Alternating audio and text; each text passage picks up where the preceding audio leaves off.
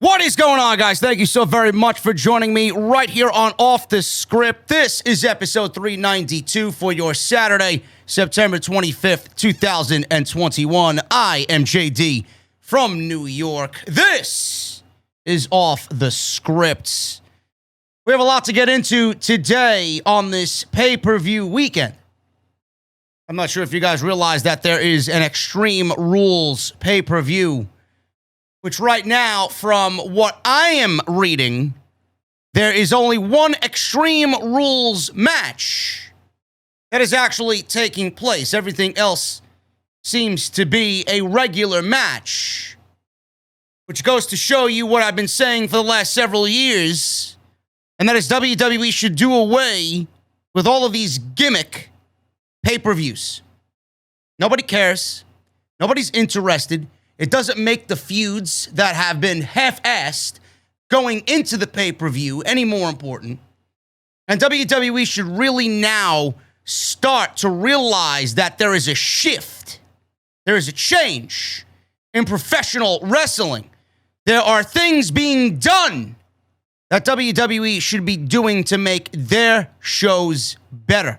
And by shows, I mean Monday Night Raw, Friday Night SmackDown, and their pay-per-view calendar. This is not the first time we've talked about this on this very show.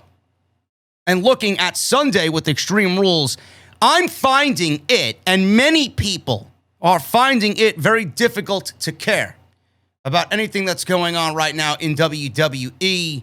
Storylines don't matter. There's rarely any interest coming out of Monday night. Sometimes there's interest coming out of Friday night. There's no major star that jumps off the screen outside of Roman Reigns, which is a completely different topic into itself.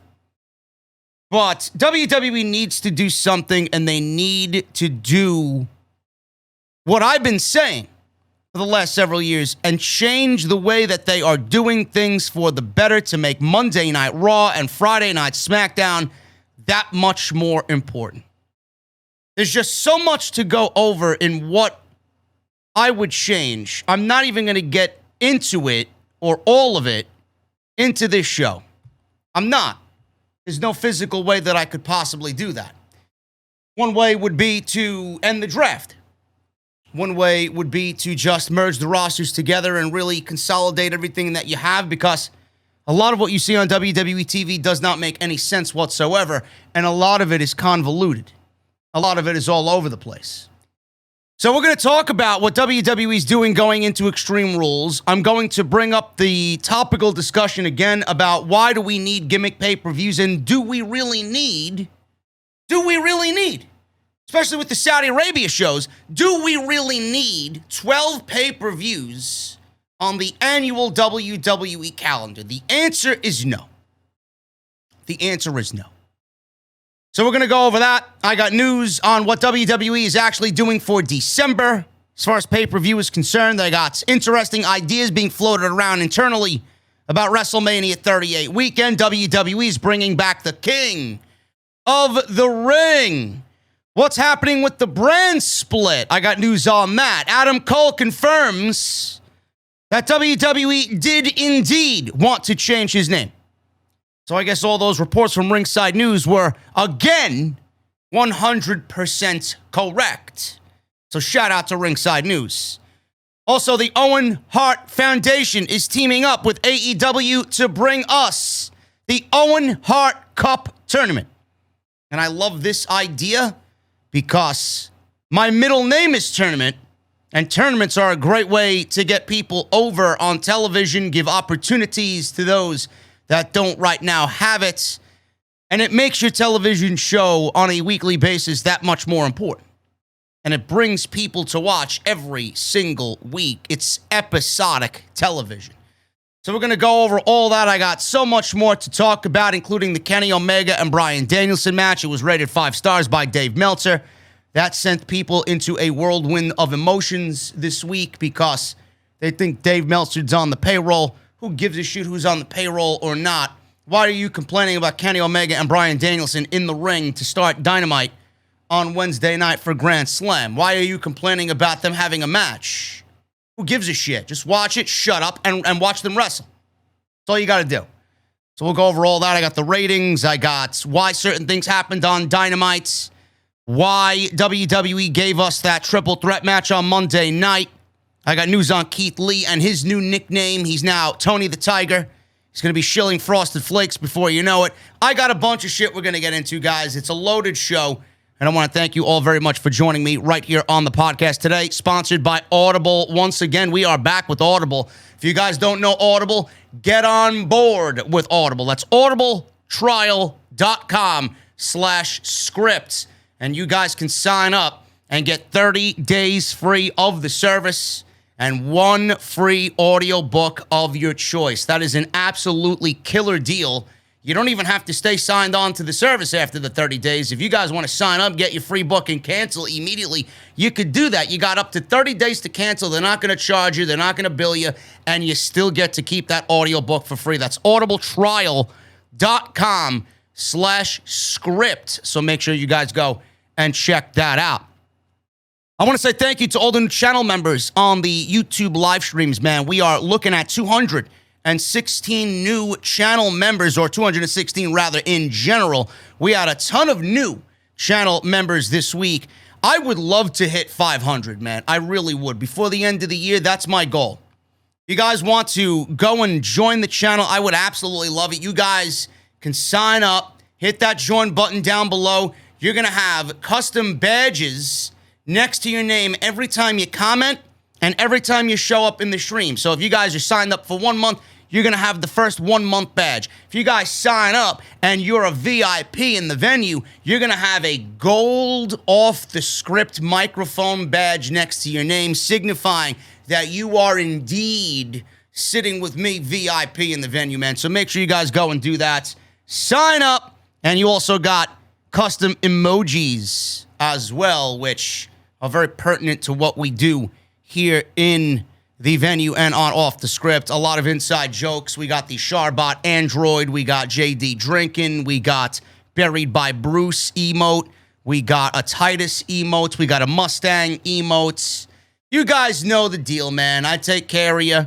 So make sure you guys sign up for that. Join the channel and become a VIP member of Off the Script. Follow me on Twitter at JD from NY206. That's Twitter and Instagram. Hit that subscribe button down below. Turn on the bell for notifications. We are very, very close to 128,000 subscribers right here on YouTube. I got some new merchandise, man. I got some new merchandise on Bonfire, and if you guys want to go check it out, I would absolutely love it, man. We got a hand-drawn, brand new design that is a take on Sephiroth and Final Fantasy VII. Now, you guys know Sephiroth has a lot of iconic scenes in Final Fantasy VII. You guys know his deal with Midgar in the game. You guys know his deal with Nibelheim and burning down the village. You guys know all of his iconic scenes, the fire and his one-winged angel appearance and the sword and the white hair. There's a reason why Sephiroth is the greatest video game villain of all time. So I wanted something in a very raw and unique style, almost like an album cover. And I wanted this on a t-shirt, and I'm going to show you the pictures on screen right now. This is what the original concept was. This is the Sephiroth picture, and then you guys see the hand-drawn sketch that was done and will appear on the t-shirt. This shirt is now available on bonfire.com. I'm working with Bonfire to maybe get it underneath the video player that you're watching right now. Hopefully it's there, and by the time you listen to this, it should be there. If not, you guys can go to bonfire.com and get yourself the new Off the Script shirt. And I would really appreciate you guys do that, man. It took a little bit to get this design out to you guys. I love it. And as you guys see there, it is me standing amongst the apocalyptic scene that is Stamford, Connecticut, with the WWE headquarters in the background on fire. And I am the one standing tall because that's what we do, man. We are number one in the IWC. That is bonfire.com. Make sure you guys go get your new Off the Script merch today and support the show. Patreon.com/JD from NY206 is another great way to do that. Make sure you guys do that. Also, if you guys want to go check out all the other videos that you might have missed on the channel, I would really appreciate you do that. There were some great videos and podcasts and live streams this week. Some great discussion this week. Make sure you guys go and check that out. And one final push here, man, for this week. House of Glory is back.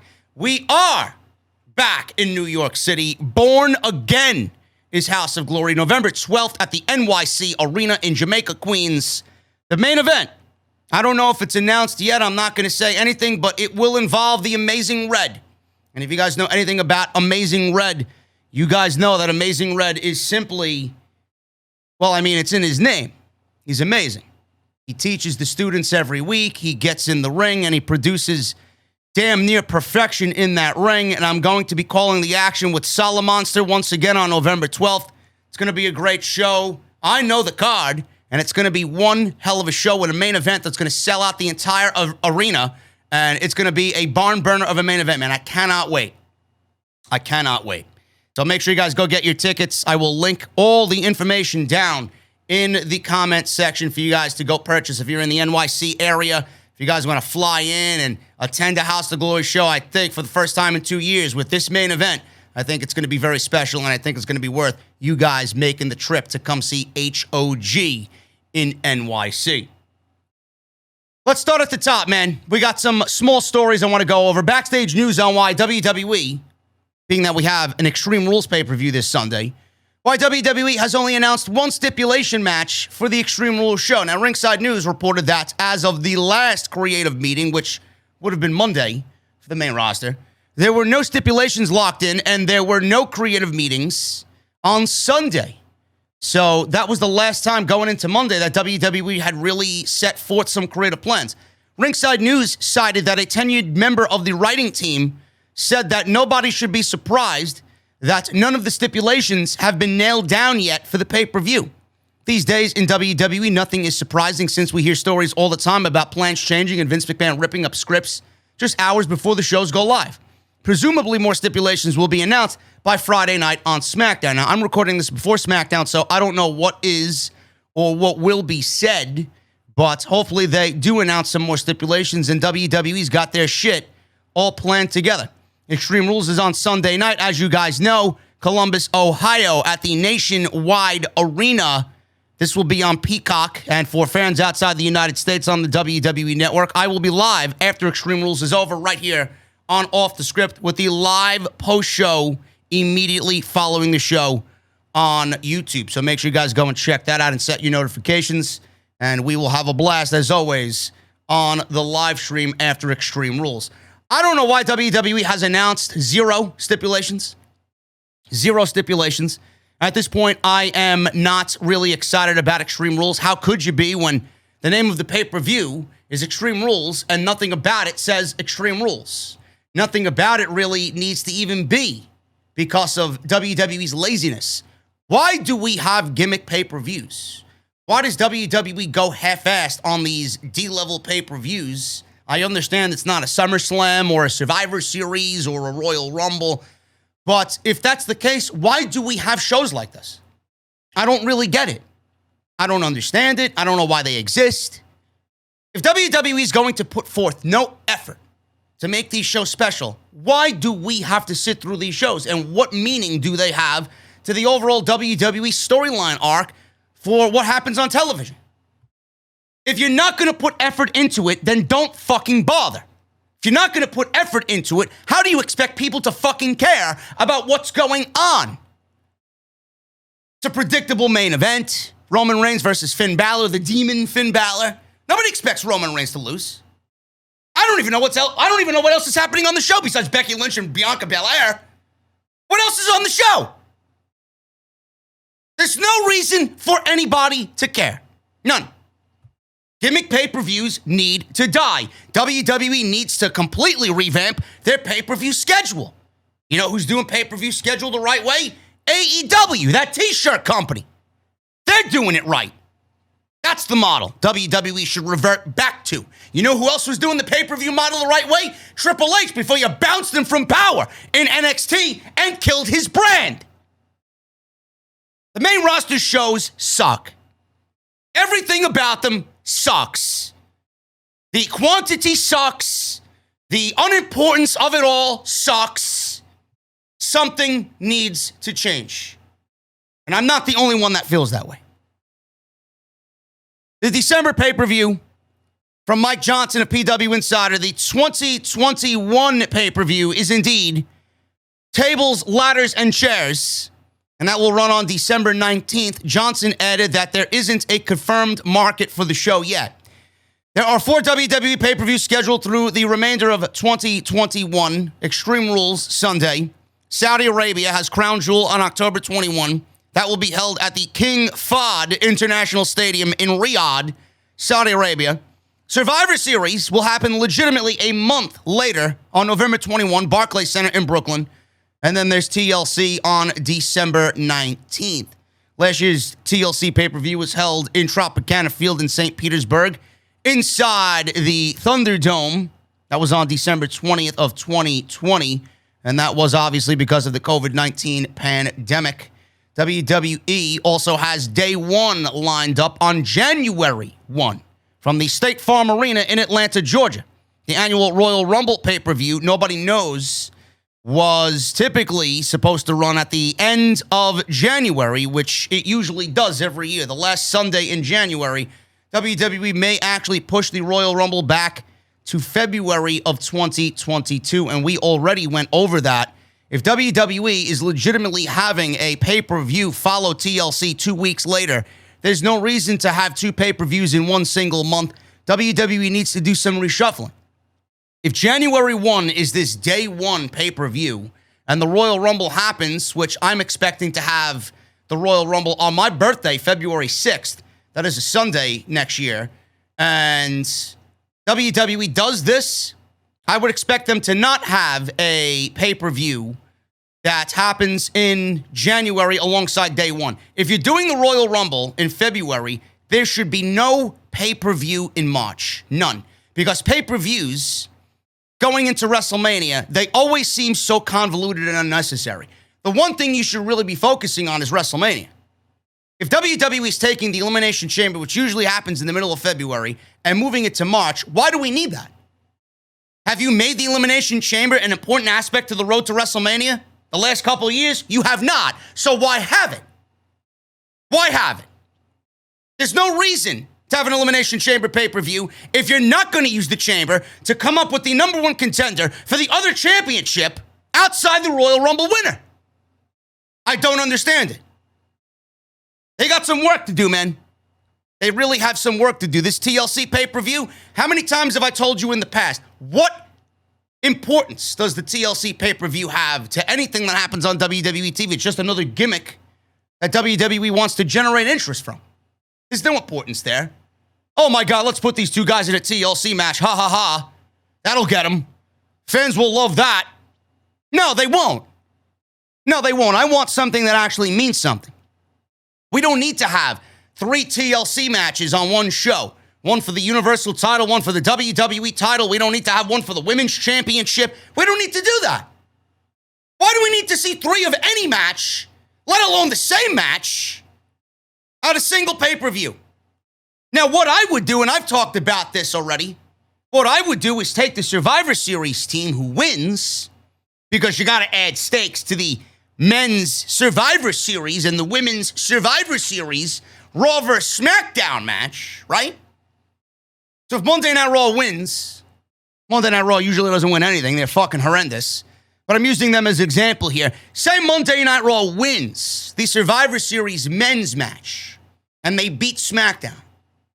Then you take those 5 guys and you put those 5 guys in a TLC match at the next pay-per-view. And that is their reward.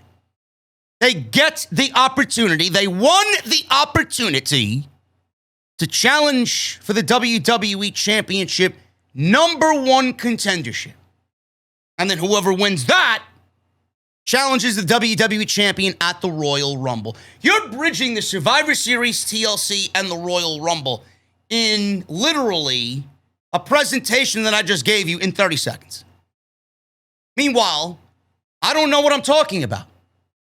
I'm a shill. I'm a mark. I suck. I'm this. I'm that. He doesn't know anything.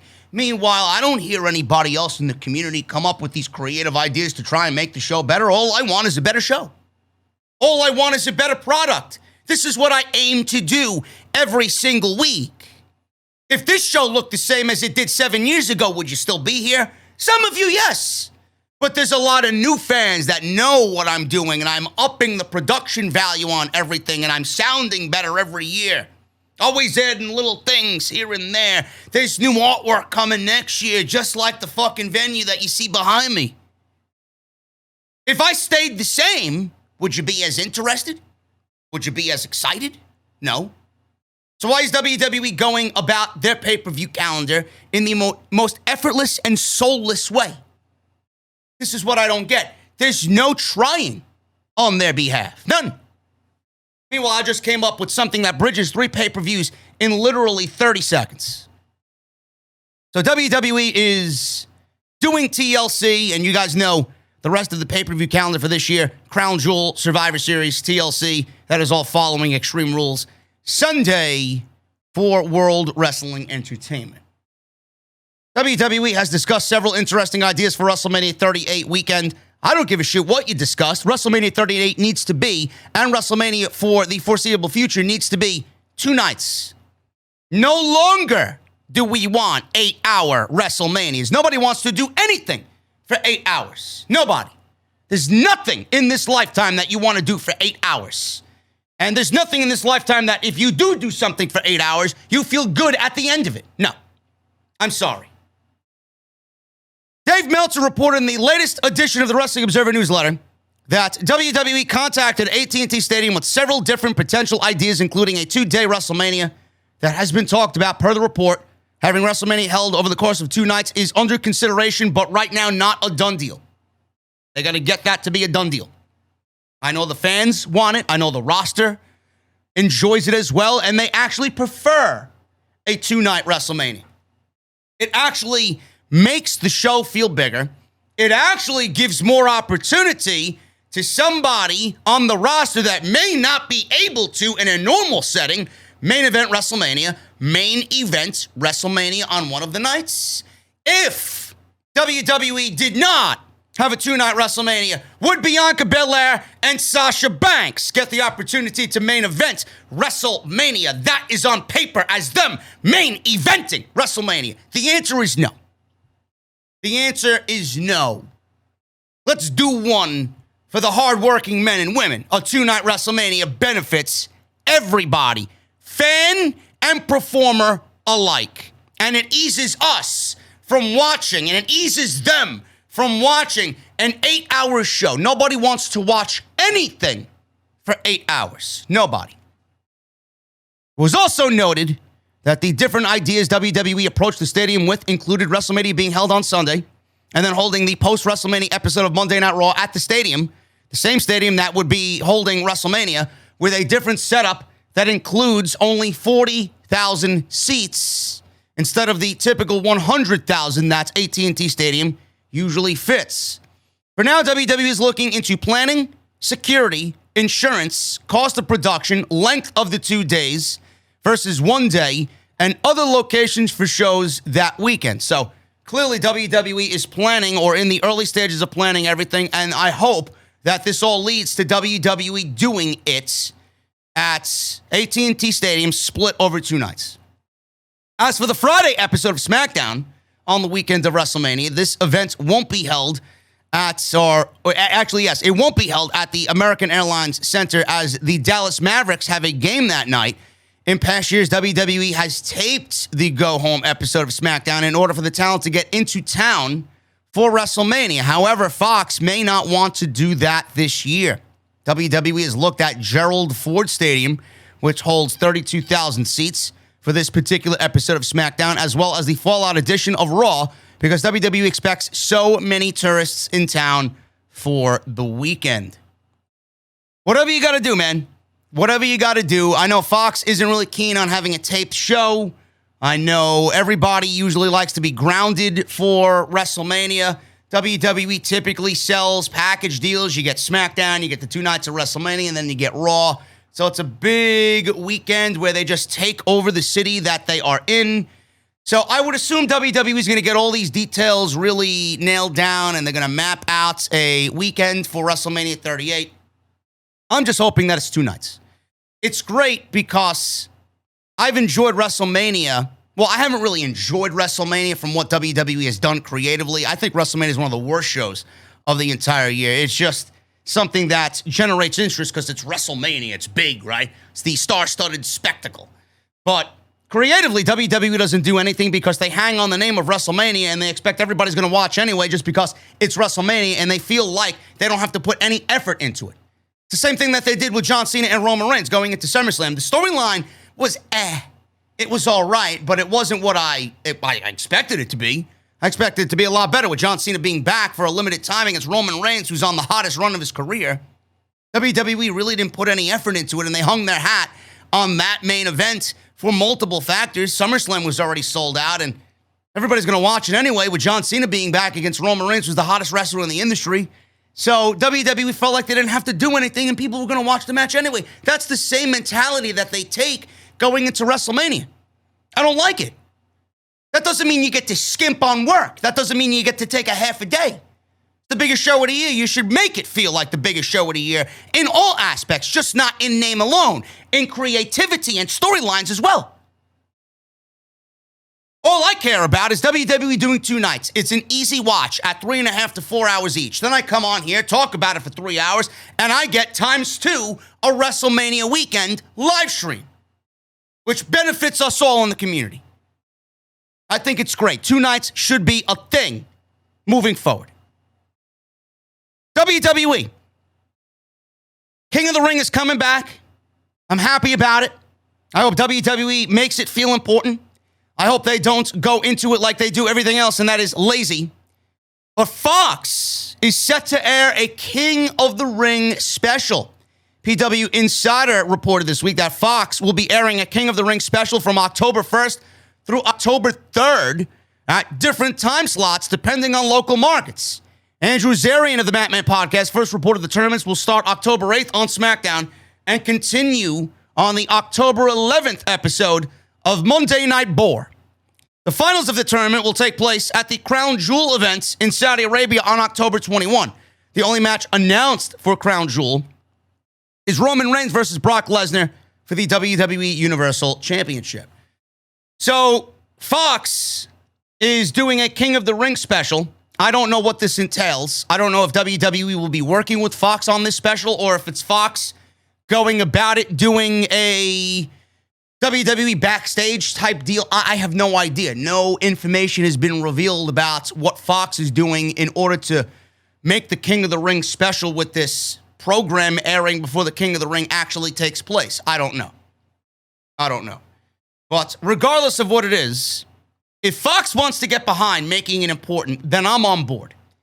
Because this is a big opportunity for WWE to actually sit down, map out this tournament, and really make it feel special. And listen, they're already rushing through it. The fact that the tournament will start on the 8th and it will continue on the October 11th episode with the finals taking place on October 21st, it already means to me that we're rushing through this shit. That doesn't mean that it's going to be 16 men like it was the year Corbin won it. WWE really dragged that out, and they really made it special over multiple weeks, and that tournament was great. I even said it then, and you can go back and quote me, that was Baron Corbin's best performance on the main roster to date. Chad Gable came out of that looking great. I remember Ricochet and Drew McIntyre had a great match in that tournament. There's a lot that could happen in that tournament that WWE should really be making a priority. Building new stars. Building new talent. Giving opportunity to talent that has not had a chance on television yet. This is going to be a great thing. I wish that they would build multiple months of television with a G1 Climax-like tournament. This is what I hope AEW does with the Owen Hart Cup tournament. But typical WWE fashion, it will be rushed to get the finals to happen in Saudi Arabia. I don't think that needs to be. You should really take your time with this and have it really bleed into a Survivor Series, because that would be the perfect setting for it. It's already Raw versus SmackDown, which I'm beginning to fucking hate, to be quite honest with you. You do a Raw side, you do a SmackDown side, and you do a SmackDown versus Raw final. And whoever wins the tournament is the number one contender for their respective brand's world championship. Why is it so difficult to make things feel important with this company? I don't know what's going to be with this King of the Ring, but that's my first thing. Have it end at Survivor Series. Why are we doing it in Saudi Arabia at Crown Jewel? What importance does Crown Jewel have for the King of the Ring tournament? We already have Lesnar versus Roman Reigns, and we're going to get Lashley versus Goldberg.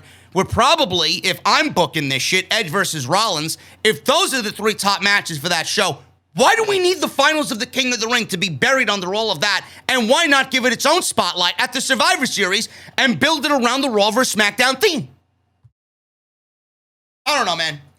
You know, I hate being this intelligent. I really do, because when I say something, I actually want it to happen, and then I get disappointed when it doesn't happen, and I look back at my idea and realize my idea is better, and when I don't see it happening, I get disappointed. My own fault. It's my own fault. But Fox, if they're looking to make the King of the Ring feel a little bit more special, kudos to them, man. They don't know jack shit, but if they want to do that, I'm on board. The brand split should be over. Bunch of geeks all week, last 2 weeks, telling me the brand split would not really make a difference for WWE television. Oh, really?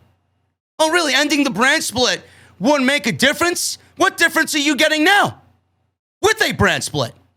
Do you like the way the shows are? You're getting rematches every fucking week. How many times have we watched Randy Orton versus AJ Styles this year alone? How many times? How many times we got to see Jeff Hardy versus Sheamus? I'm not with it, man. I'm not with it. We got Apollo Crews and Shinsuke Nakamura happening again on SmackDown. How many times have we seen Sami Zayn versus Dominic Mysterio? And I know you guys aren't really all about the women's and tag team divisions. How awful both shows in regards to those specific divisions are. Do you like the way the Monday Night Raw women's division is right now? Do you like the way the SmackDown women's division is?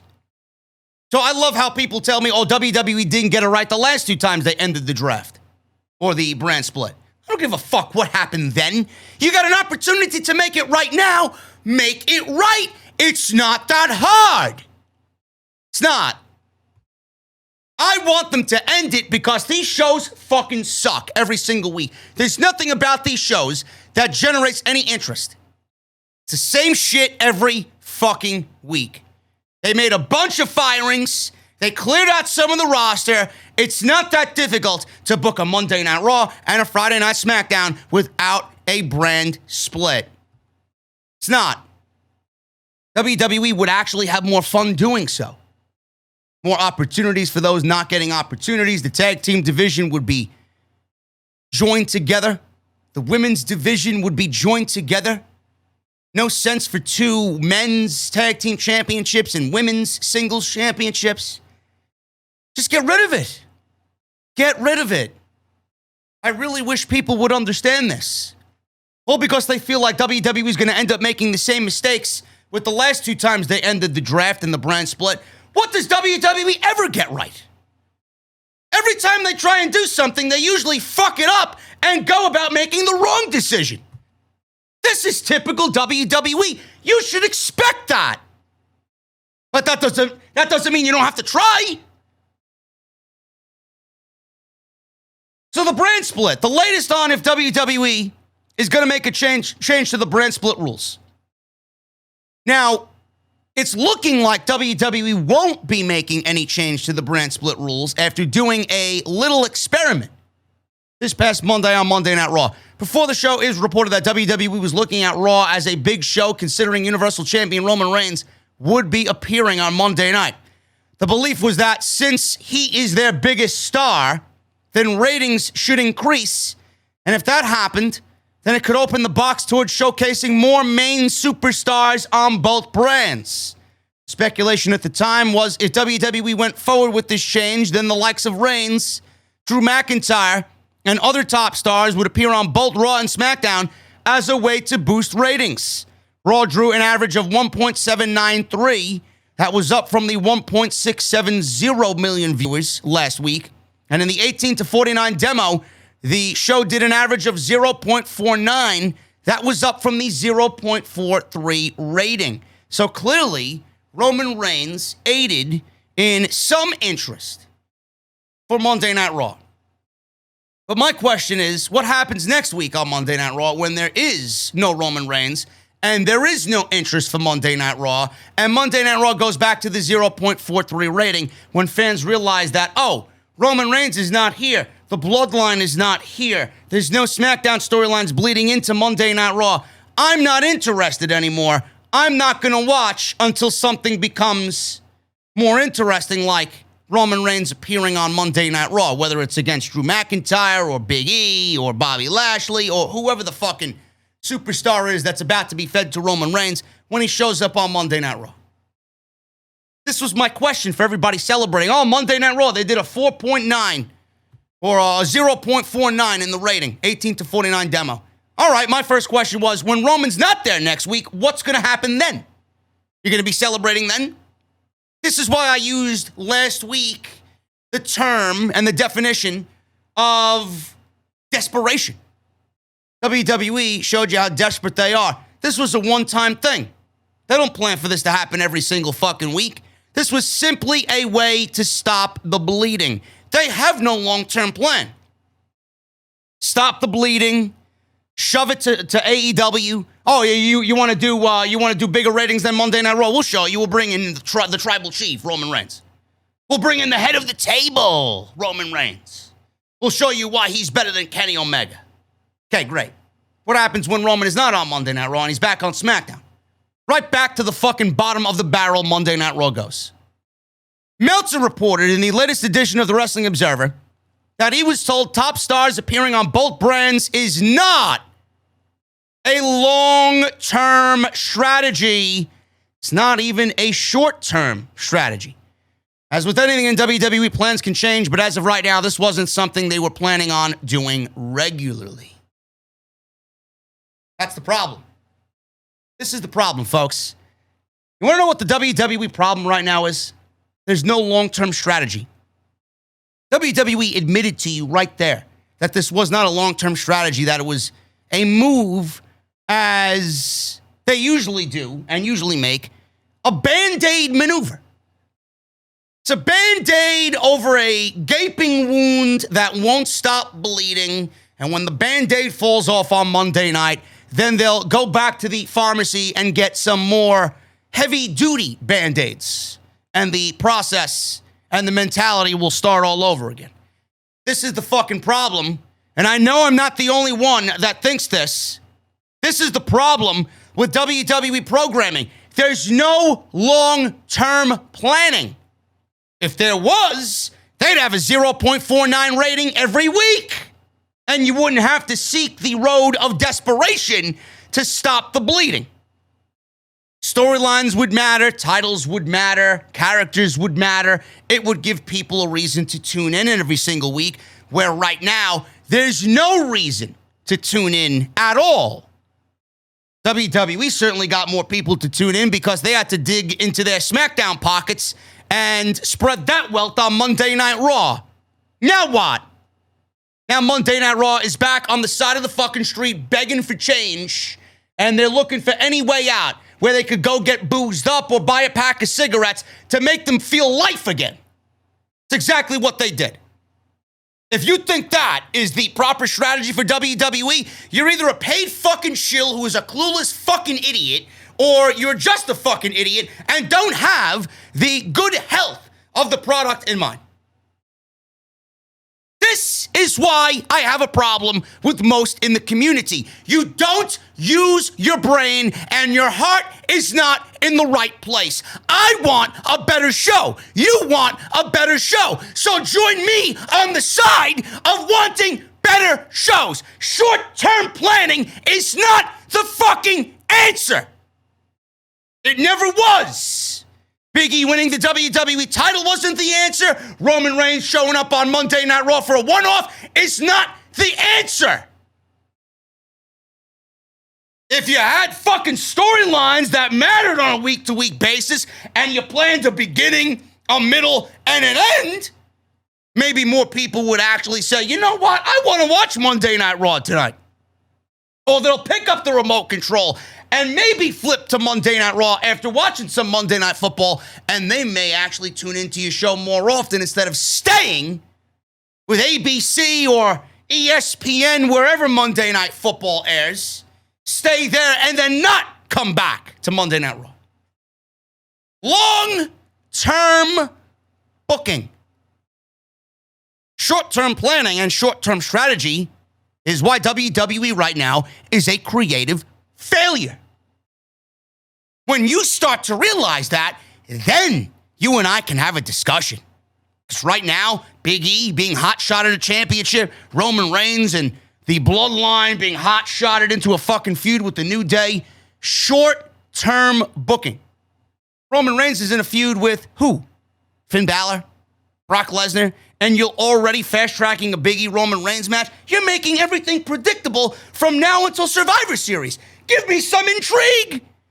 Give me some fucking storyline. It's fucking ridiculous. It's unbelievable, man. Short-term planning is never the answer. This has been my common theme for the last couple of weeks. Going to be nailing it home every single time a story like this comes up. Adam Cole, baby. Adam Cole's in AEW. He made the right career decision. You guys know it. I know it. Everybody knows it. Adam Cole was interviewed by Chris Jericho on Talk is Jericho. He made the podcast rounds this week. Once with Chris Jericho on Talk is Jericho. The other one with Renee Paquette on Oral Sessions. Adam Cole, as you guys know, a little backstory, let his WWE contract run out without inking a new deal. He did meet with Vince McMahon prior to SmackDown, and they discussed his options on the main roster. As Ringside News first reported it, WWE wanted Cole to be heel manager. It was later then revealed that WWE wanted Adam Cole to manage Keith Lee. Sean Ross Sapp picked it up. Dave Meltzer picked it up. Everybody picked it up. So that was the situation. A heel Keith Lee. They also wanted to change Adam Cole's name. What his name would be changed to, I have no idea. Michael Cole's illegitimate son, Austin Baby, Adam Baby, I don't know. He may have not even been Adam anything. He may have not been Adam anything. 14 years he worked on the Adam Cole Baby shtick, and WWE, because they wanted him in this new role, wanted to shed everything. That's the respect that they had for Adam Cole. They didn't see all the hard work he's done to get to this point, and they wanted to change everything he worked so hard for. That's the company you want to be with? He made the right decision, no question. While speaking with Talk is Jericho, Adam Cole opened up about WWE wanting to change his name and gimmick on the main roster. He said that it scared him a little bit because he didn't want to lose a name he spent 15 years building.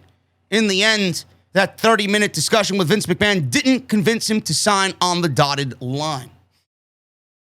Now, I want to make this very, very clear. Abundantly clear. They didn't give any plans to Adam Cole personally.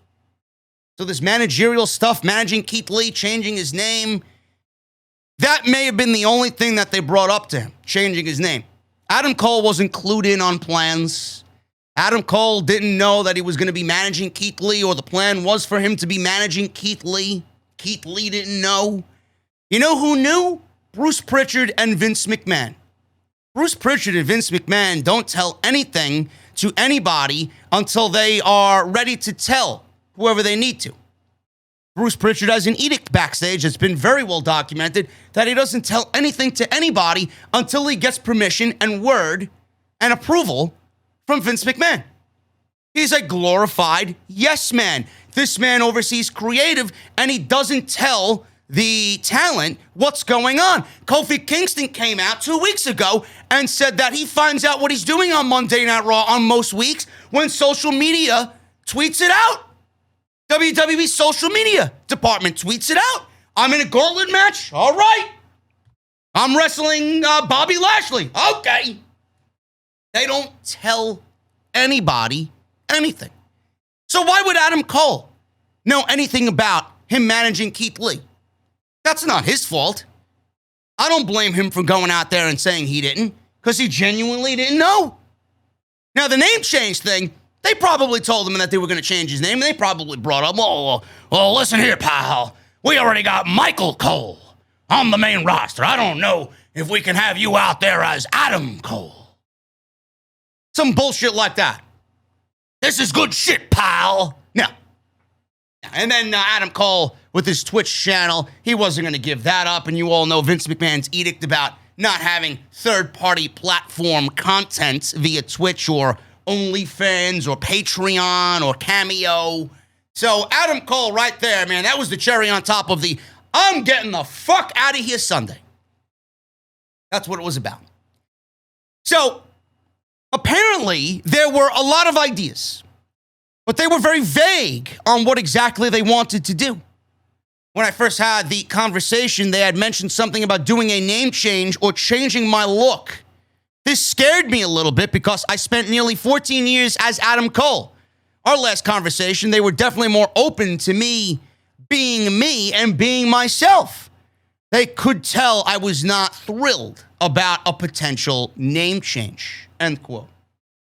Imagine having Adam Cole on your roster, a perennial main event WrestleMania guy, a world champion, a top 5 elite professional wrestler in this industry. You got him sitting in your office in front of Vince McMahon, and you want to change his name, and you want to take him out of the ring and make him a heel manager, a chicken shit heel manager, because you think he's a good promo, but he's too small to be in the ring to compete with the giants of WWE.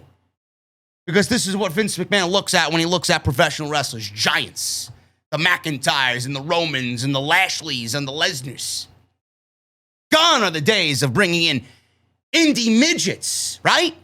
But Adam Cole is not an indie midget. Adam Cole is a legit top 5 guy in this industry.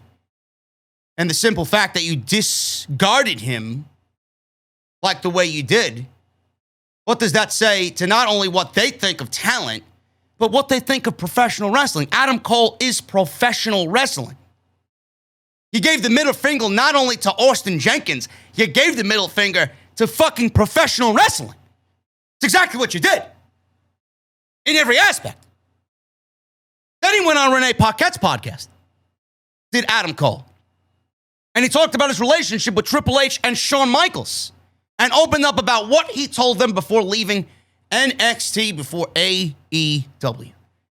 The nice thing about my relationship with him and my relationship with Shawn Michaels, him meaning Triple H, they are so positive. Like, to this day, positive. I had formed a bond with Hunter and Shawn that I would like to think, and they had me, or had made it very apparent to me as well, that it's a relationship that we're always going to keep because I love working with those guys. Triple H knew what my goals were, what I wanted to accomplish. I think a big reason why I loved NXT so much was, again, we had that freedom and that ability to wrestle super cool, longer matches and get to show ourselves off artistically. And in that sense, NXT was built on that mentality. I got in at the perfect time, at least for what I love about pro wrestling. He understood that, and I wanted to continue doing stuff like that. He knew my Twitch was super important to me, and that's a big no-no in WWE, which is unfortunate. So I was very open and very honest with him, to the point where I was still thinking about what I was going to do even when my contract was up. Triple H knew that, and when the decision was made, he knew that, and Shawn Michaels knew that. So I have always been open and honest with them right out of the gate because they've always been open and honest with me. I love Hunter. I love Shawn Michaels. They made me a better performer. I don't think I'll be where I'm at at in AEW right now if it wasn't for those two, and I really mean that. When I think about the performer I was in the indies, as much as I learned and as much as the great people I got to work with, getting that 4 years with them was priceless. It was absolutely priceless. Not only does he come off like a guy you want on your roster, great human being, very appreciative, humble, honest. You mix that with what he said, and you mix that with what Vince McMahon thought about him and wanted to do with him and change him and take everything he's worked so hard for, disregarding what he felt about anything regarding his own character for 15 years, his Twitch. They didn't care. They didn't care. If anything, it's an eye-opening experience. It really is. Adam Cole jumping ship. And the story about Adam Cole leaving WWE, contract not even known to be up by internal management. They had a scramble to sign him. He was working on a handshake deal. They wanted to make him a heel manager and take him out of the ring. And they didn't want him to be Adam Cole. They wanted to change his name, change his theme, change this, completely ruin everything, take his Twitch away. Adam Cole is the perfect figurehead for everybody in the industry right now as to your dreams and aspirations. Oh, I want to go to WWE. Oh, I want to make the big game, and I want to debut on Monday Night Raw. I want to go to WrestleMania. Adam Cole is the figurehead in regards to everybody out there right now striving to be in WWE. He's the figurehead to pretty much tell you his stories, to tell you, don't. There are other options. There are other options. Ring of Honor's coming back up. MLW's coming up, right? You could always go to New Japan. Hopefully that dies down a little bit with the pandemic. Impact. Some people say Impact is putting on the best show that they've ever put on. Obviously, AEW can't take everybody. The indies are thriving again. There's no reason to rush to WWE. The longer you wait, and the longer you wait for Vince McMahon to either step down, get ill, no longer able to do his regular day-to-day, and he's removed, the longer you wait, the better it will be. That's it. Adam Cole is the perfect example of why you should not jump immediately to WWE. That man was in NXT for 4 years. It should have never taken Adam Cole 4 years to be looked at by WWE at all. Oh, yeah, we're going to bring him up to the main roster now, and then we're going to change everything about him. No. That's not how you do things. I get that WWE wants to change everything that Triple H loved and adored, but you don't change somebody like Adam Cole. You change somebody like Adam Cole, you're not only doing your company bad, you're doing Adam Cole bad, you're doing the fans bad. You're going to kill him in one snap of a finger if you did exactly what you had planned to do. And Keith Lee, poor Keith Lee, he didn't need a fucking mouthpiece. He doesn't need a mouthpiece. He doesn't. Guy's got great charisma. Guy's got great just a feel about him. He doesn't need a mouthpiece. And why does anybody want to boo Keith Lee? Why? Why do I want to boo Keith Lee? Keith Lee's coming out as a heel. The plan is to make him a heel. Who's going to boo Keith Lee after him going on social media and explaining to everybody his story about how he fought death after COVID complications? You want to boo someone like that? Knowing what his wife, his future wife, Mia Yim, did to help him? Bypassing a spot in the Royal Rumble to be home with him and take care of him and make sure he was right? You want to boo these people? Doesn't sound like somebody that I want to boo at all.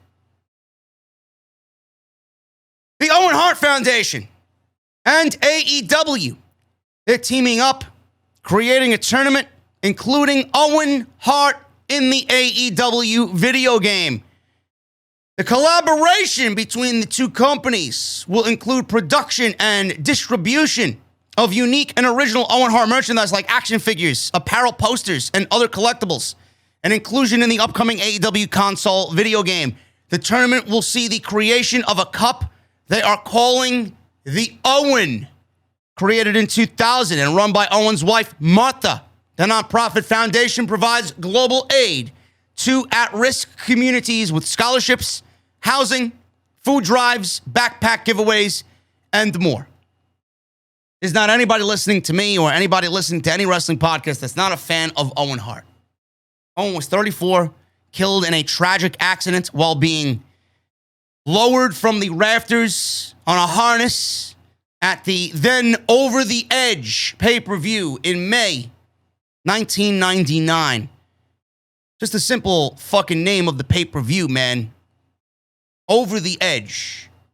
Knowing what happened at that pay-per-view it doesn't sit well with me at all. You know?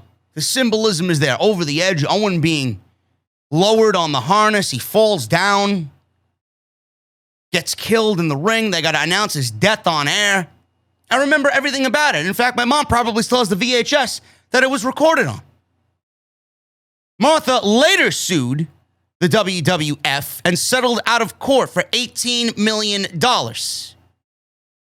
AEW's relationship with the Hart family dates back to the inaugural pay-per-view, Double or Nothing, in 2019, and Owen's influence is still felt today. To extend his memory and his legacy even further through this agreement is a powerful and meaningful moment for the entire wrestling community, says Tony Khan in an AEW press release. In the release, Martha said, and I quote, "The Owen Hart Foundation is extremely pleased to partner with AEW in this wonderful joint venture to honor Owen's substantial international wrestling career and the lasting influence he and his craft had on the sport.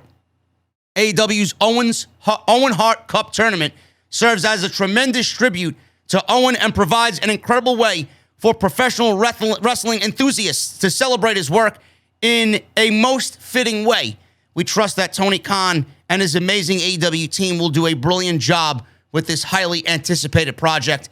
This Owen Hart Foundation AEW partnership is my special gift to all of Owen's magnificent, loyal fans who forever remember him and his inspiring repertoire of talents." End quote. You know, there's a lot that has happened this year. A lot that has happened in AEW this year, with more yet to come. Seems like they always got a surprise waiting in the wings. That's why I love Tony Khan so much.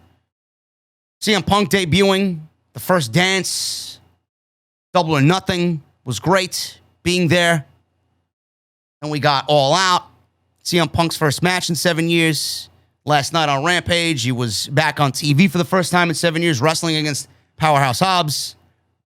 Bryan Danielson comes in, Adam Cole came in. The dream matches that are about to happen, we got Kenny Omega and Bryan Danielson on TV in the opening match of AEW's biggest Dynamite ever, in front of 20,177 fans. Wyndham Rotunda is due to come in. Don't know what his role is going to be. But AEW right now, they are doing things that fans fantasize about in the world of professional wrestling, with all the best talent right now that has been neglected from the other side. Owen Hart's been neglected by WWE. Now, out of all that's been going on in AEW, this is probably my most anticipated event. The Owen Hart Cup tournament. With the Owen Cup, him having an action figure like the action figures that AEW made, him being in the video game on what is already a stacked roster. It may be the best wrestling roster in the industry right now. And that's going to be depicted in the video game. That's going to sell millions of copies. It's going to be the best-selling video game for pro wrestling ever. I'm more excited about this, and this has more sentimental meaning to me than anything else that's happened. I've been a part of the Punk debut. I've been a part of the feel of Dynamite Grand Slam being in my city, in my backyard.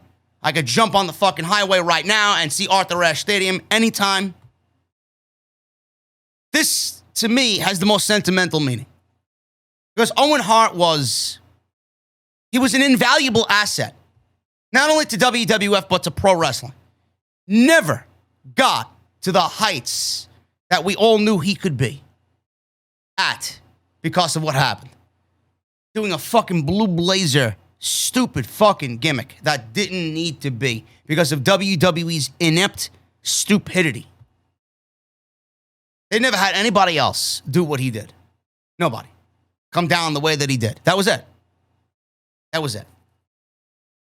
And Martha Hart, all these geeks online, oh, WWE should sue Martha Hart and the Hart family. For what? She has every right to do what the fuck she wants with Owen Hart, and whatever she wants to do to honor him and memorialize him, she could do whatever the fuck she wants. If she wants to go to AEW, that is her choice, and that's her prerogative. WWE clearly doesn't give a shit. Martha Hart has the feeling of, these people killed my husband, and they don't want to do the right thing to memorialize him in any way, because it doesn't fit their agenda or their narrative. Whatever they feel for the Hart family, they feel for the Hart family. I have no fucking idea. But Martha Hart takes a lot of things into consideration. The fact that they think WWE fucking botched her husband, killed her husband, right? Now you see what Tony Khan did for Brody Lee. You see what everybody has said about the Brody Lee Memorial and why everybody joined AEW when they did. Punk mentioned Brody. Bryan mentioned Brody. Everybody mentioned how great AEW handled Brody Lee and the memorial show that they held for him, keeping his family situation private until the last day that he was here. They leaked nothing. They kept everything intertwined because AEW is a family and WWE is a business. There's no benefit for WWE. They don't want it. Tony Khan loves professional wrestling. AEW and everybody that works there loves professional wrestling. Owen Hart will forever be professional wrestling. He's in the hearts and in the minds of everybody every single year. The death or the anniversary of his death comes up every single year. There's no reason why this man should not be honored and memorialized. And with AEW, it's going to be absolutely fucking fantastic. Fantastic. It's going to be fantastic for the fans watching the show. It's going to be fantastic for AEW. It's going to be fantastic for the roster. How many people are already lining up to be in that fucking tournament? To be a part of it. To feel that energy. To honor him in their own way. And this is going to be a brilliant fucking thing. I'm not even talking about what it's going to mean for Dynamite and Rampage moving forward. Can you imagine the wrestlers lining up, wanting to pay Owen respect? Whether they come out in the pink and black, whether they come out with the sunglasses, whether they come out doing some mannerism of him in the ring, whether they come out telling a joke that he used to tell, whether they come out doing something of his moveset. How many guys in this industry are already influenced by Owen Hart and use it today? You mean to tell me that there aren't already an entire roster wanting to be in this fucking thing? It's not even announced yet. We don't even know when it's going to be. This is important not only to the fans, but for the roster. Because that man influenced a generation and will continue to do so until there is no more professional wrestling. This tournament's going to make Dynamite and Rampage must-see television on top of it already being appointment television every week. If AEW goes about doing this on a yearly basis and we get some sort of G1 climax with that roster, I'm getting chills already even talking about it. You can imagine what that's going to do. The importance of how it's going to come across. Getting the talent over, giving talent opportunity. Everybody's crying for opportunity. Everybody's crying, oh, they're bringing in all these ex-WWE guys. You put 16 fucking guys in an Owen Hart Cup Invitational, and you let them go out there and wrestle. Opportunity will be given to a lot of different people. This is such a great thing. Then the video game. How many people have wanted Owen in a video game? When was the last time he was even in a video game? He was never in any of the WWE 2K games as of late, right? He had to go into the community creations to create him. He's actually going to be a fucking physical entity in the game already built in. His likeness, his theme music. His mannerisms. You're going to be able to relive the greatness of Owen Hart in the video game. You're going to get your hands on one of these beautiful AEW action figures. I got Moxley and MJF on my shelf right now. They are gorgeous action figures.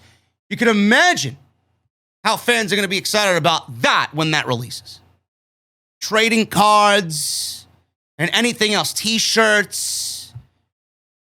This is a win-win situation. Not only does it show how great AEW is as a company, it shows their love for professional wrestling. It shows where their heart is, and it shows exactly why everybody wants to be All Elite. And even the Hart family recognizes that. I love it. Absolutely love it. Guys, we're going to take a small break. We're going to get into all the remaining news right now on Off the Script quickly. I want to make sure you guys are aware today's show is sponsored by Audible. audibletrial.com/offthescripts. Actually, no, I'm sorry. That's the old link. I'm sorry. I got so many fucking sponsors. I don't know what I'm doing. audibletrial.com/scripts. That's the unique link that you're going to use. Type that in. You guys are going to get 30 days free of their service and one free audio book of your choice. You guys can cancel anytime in that 30-day grace period. If you guys want to sign up and cancel immediately, you get to choose your book, keep your book, and you will not be billed. You will not be charged at all. They got a ton of stuff on there. I haven't looked at the wrestling content that they have on there, but you can imagine since the last time I pushed it, it's grown leaps and bounds. You guys can get anything you want for free when you use our link, audibletrial.com/scripts. That's 30 days free and one free audio book of your choice. And I want to thank them for once again supporting and sponsoring and being a part of the Off the Script family right here for episode 392 of OTS. AEW, man. AEW. They are riding high right now. Wednesday night was the biggest Dynamite of all time. Grand Slam was absolutely a Grand Slam. Spearheaded by Kenny Omega and Bryan Danielson in what is a 5-star classic, says Dave Meltzer. That was actually Bryan Danielson's first 5-star match, I think, in all of his career, rated by Meltzer. He has never had a 5-star match while competing under the WWE flag. So that's pretty interesting stuff there. Biggest show ever. It was the biggest match that they could possibly have put on in that stage, in that moment, in Arthur Ashe Stadium. The city was electric. The meet and greet was great. The podcast was off the charts. I want to thank everybody for showing up for the podcast as well on Wednesday night. One of our biggest live audiences yet for AEW.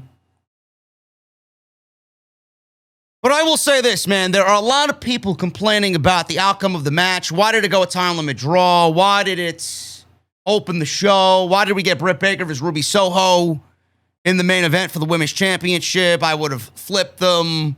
What's with the time limit? That's lame.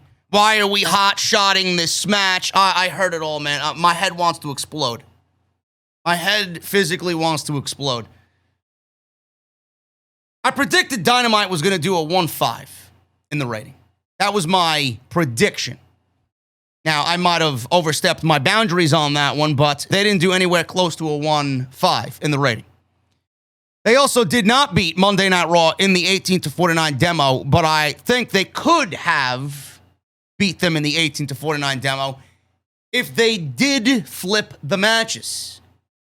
I do think if we opened with Britt Baker and Ruby Soho and ended with Kenny Omega and Bryan Danielson, AEW, in my honest opinion, maybe would have beaten Monday Night Raw in the 18-49 demo. It was virtually a beard hair shy of beating Monday Night Raw.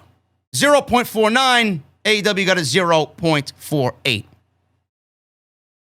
The rating is in 1.273 million viewers. That is up from the 1.175 the show did last week. They were also up in the 18-49, 0.48. Last week they did a 0.43. Now, Dynamite didn't beat Raw in the key demo with 627,000 views compared to Raw's 642,000. AEW had done so the past 2 weeks and nearly did it again. This episode was the third highest viewership and the key demo in the history of the show, says Brandon Thurston of WrestleNomics He reported this particular analytic. Dynamite was also ranked number 1 in the top 150 shows on cable for the night, the same as the number 1 ranking last week. But I would have to be honest with you, man. I'm going to have to be honest with you. I always am honest with you. I'm kind of disappointed in the rating. Not disappointed in the show, disappointed in the rating. And I'm sure AEW would have to be disappointed in the rating as well, just a little bit, even though TNT went on a social media spree touting how incredibly proud and happy they were for Dynamite to be a resounding success. AEW is doing their thing, man. AEW is doing their thing. It wasn't a perfect show. The Kenny Omega, Bryan Danielson match was absolutely fantastic. I said this on Wednesday when I did the live stream. It almost felt like they didn't even go 30 minutes, man. It felt like 5 minutes. It really felt like 5 minutes. It could have went 60, and it wouldn't have felt 60. I could have watched those guys wrestle for the entire 2 hours, and I wouldn't have a fucking problem with it at all. That's how great they are.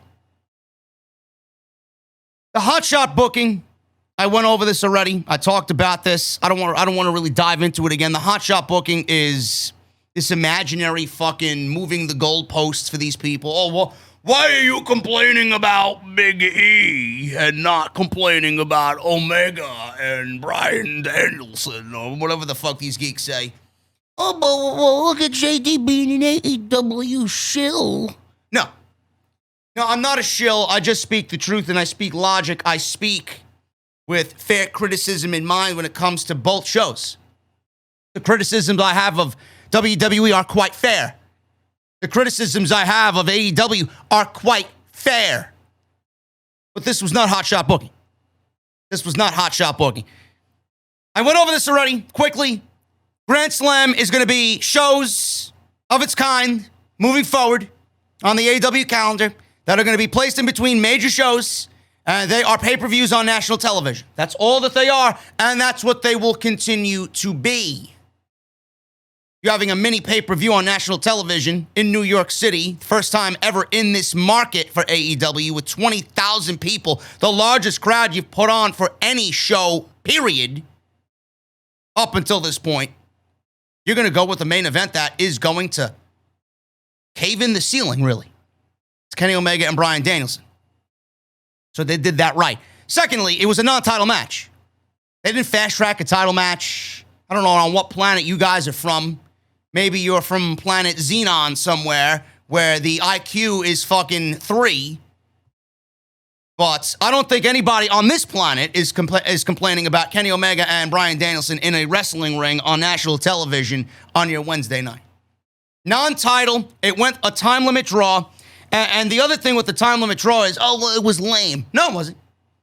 The fact that it opened the show and didn't close the show gave AEW the opportunity to really map out the story. It gave them enough time to do that. Bryan can't lose. Omega can't lose. Omega's the champion. This is Bryan's first match. Time limit draw is something that AEW doesn't utilize often, only when it counts. In this instance, it counts because now we're going to get round 2 of Kenny Omega and Bryan Danielson. And it may actually happen at Full Gear. And it may actually happen because we went to a time limit draw. We may get a 60-minute Iron Man match where whoever wins the most falls in 60 minutes is declared the winner and the new AEW champion. I don't know who is going to be complaining about that at all. That's the way I'd book it. This wasn't hot shot. This was perfect. The match was incredible. The crowd was incredible. It reminded me, or I had feelings dating back to Hogan and Rock at WrestleMania inside the Sky Dome. Fans were on their feet. It was a wrestling clinic. And the fucked up thing is, people were complaining about it. And I'm looking at this and I'm saying to myself, these guys went 30 minutes. It felt like 5. And the unbelievable thing about it is they didn't even get out of the second gear. That's how great those guys were. My brother watched the fucking show. He watched this match. He told me, people were telling me it was the greatest of all time. It's not the greatest match of all time. Wasn't anywhere close to being the greatest match of all time. But he told me, listen, I don't watch this shit like you do. I know you do this for a living. But what I watched last night on Wednesday, he texted me Thursday, you got two great professional wrestlers, and that was a great professional wrestling match. You'll never see anything like that on WWE television. Ever. He knows he don't even watch pro wrestling. Not like I do anyway. He knows of it. He knows who they are. He knows the characters. But that's what he told me. A non-watcher, a casual amongst casuals, told me. That was a great wrestling match. Those guys are incredible. I know. But I'm kind of disappointed in the rating. A little bit. I know AEW is continuing to build. I know AEW is continuing to formulate and plan and strategize. They got Wyndham coming in. It's going to be a great remainder of 2021 for AEW. But there's got to be some people in that company that are kind of disappointed that they didn't beat Monday Night Raw on the 18-49. And I think they could have if they flip-flopped the matches. They could have given those guys enough time to close with all of that and what they did at the end of the show. And let's be real, Monday Night Raw got desperate. Roman Reigns is not going to be on Monday Night Raw come Monday. This was a one opportunity because WWE said, you know what, listen, we got this shotgun blast. We need to, cover the wound. Let's stop the bleeding. And when Roman Reigns is not on Monday Night Raw this coming Monday, AEW will go right back to beating them in the 18-49 demographic, and then WWE is going to rerun all of this Roman Reigns shit back. They'll put Roman back on Monday Night Raw, and you'll get the same result. The only way WWE can keep up on Monday Night Raw is to get desperate. Nobody's competing with SmackDown. AEW's not competing with SmackDown. There's no wrestling show that's competing with SmackDown. It's on Fox 5 here in New York City. It's on a Fox affiliate. They are the biggest station that you could possibly be on. So WWE is not having anything to worry about with SmackDown. It's all about Monday Night Raw. 29 years, this has been your go-to show, your A show.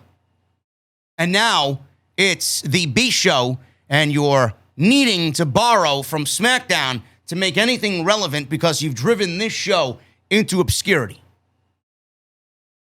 Grand Slam was excellent. Everybody should really follow suit on what AEW is doing, not only with their pay-per-view, but what they're doing to make Dynamite absolutely appointment television. Omega and Danielson went to a time limit. Britt Baker beat Ruby Soho. CM Punk cut a scathing promo on Team Taz and Powerhouse Hobbs. MJF beat Brian Pillman Jr.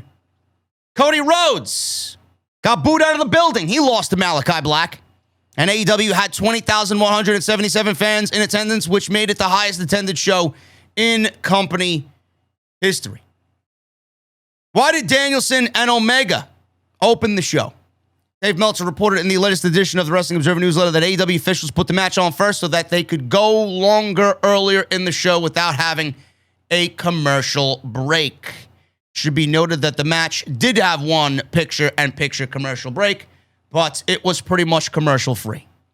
The bout ended in a 30-minute time limit draw. The belief is that the promotion will be doing a rematch with the title being on the line at Full Gear on November 13th. That is a possibility, maybe with a stipulation added after the time limit draw. This was Danielson's in-ring debut with AEW. Yes, they put it on in the beginning because they wanted to start off on this historic, momentous occasion with the biggest match you could possibly do. And it was a non-title. Keep in mind, it was a non-title match. If the championship was on the line, it would absolutely be in the main event. It was a non-title match. It gave them more time to get to the time limit draw and have the after-match storyline play out. We only got one commercial break. And I have to say this, because people fail to realize this. You do know Tony Khan cherishes his championships. You do know Tony Khan has an old school mentality about booking his performers and his championships. Tony Khan's championships are actually treated with respect. So the women's championship was the only other title on the line on this evening.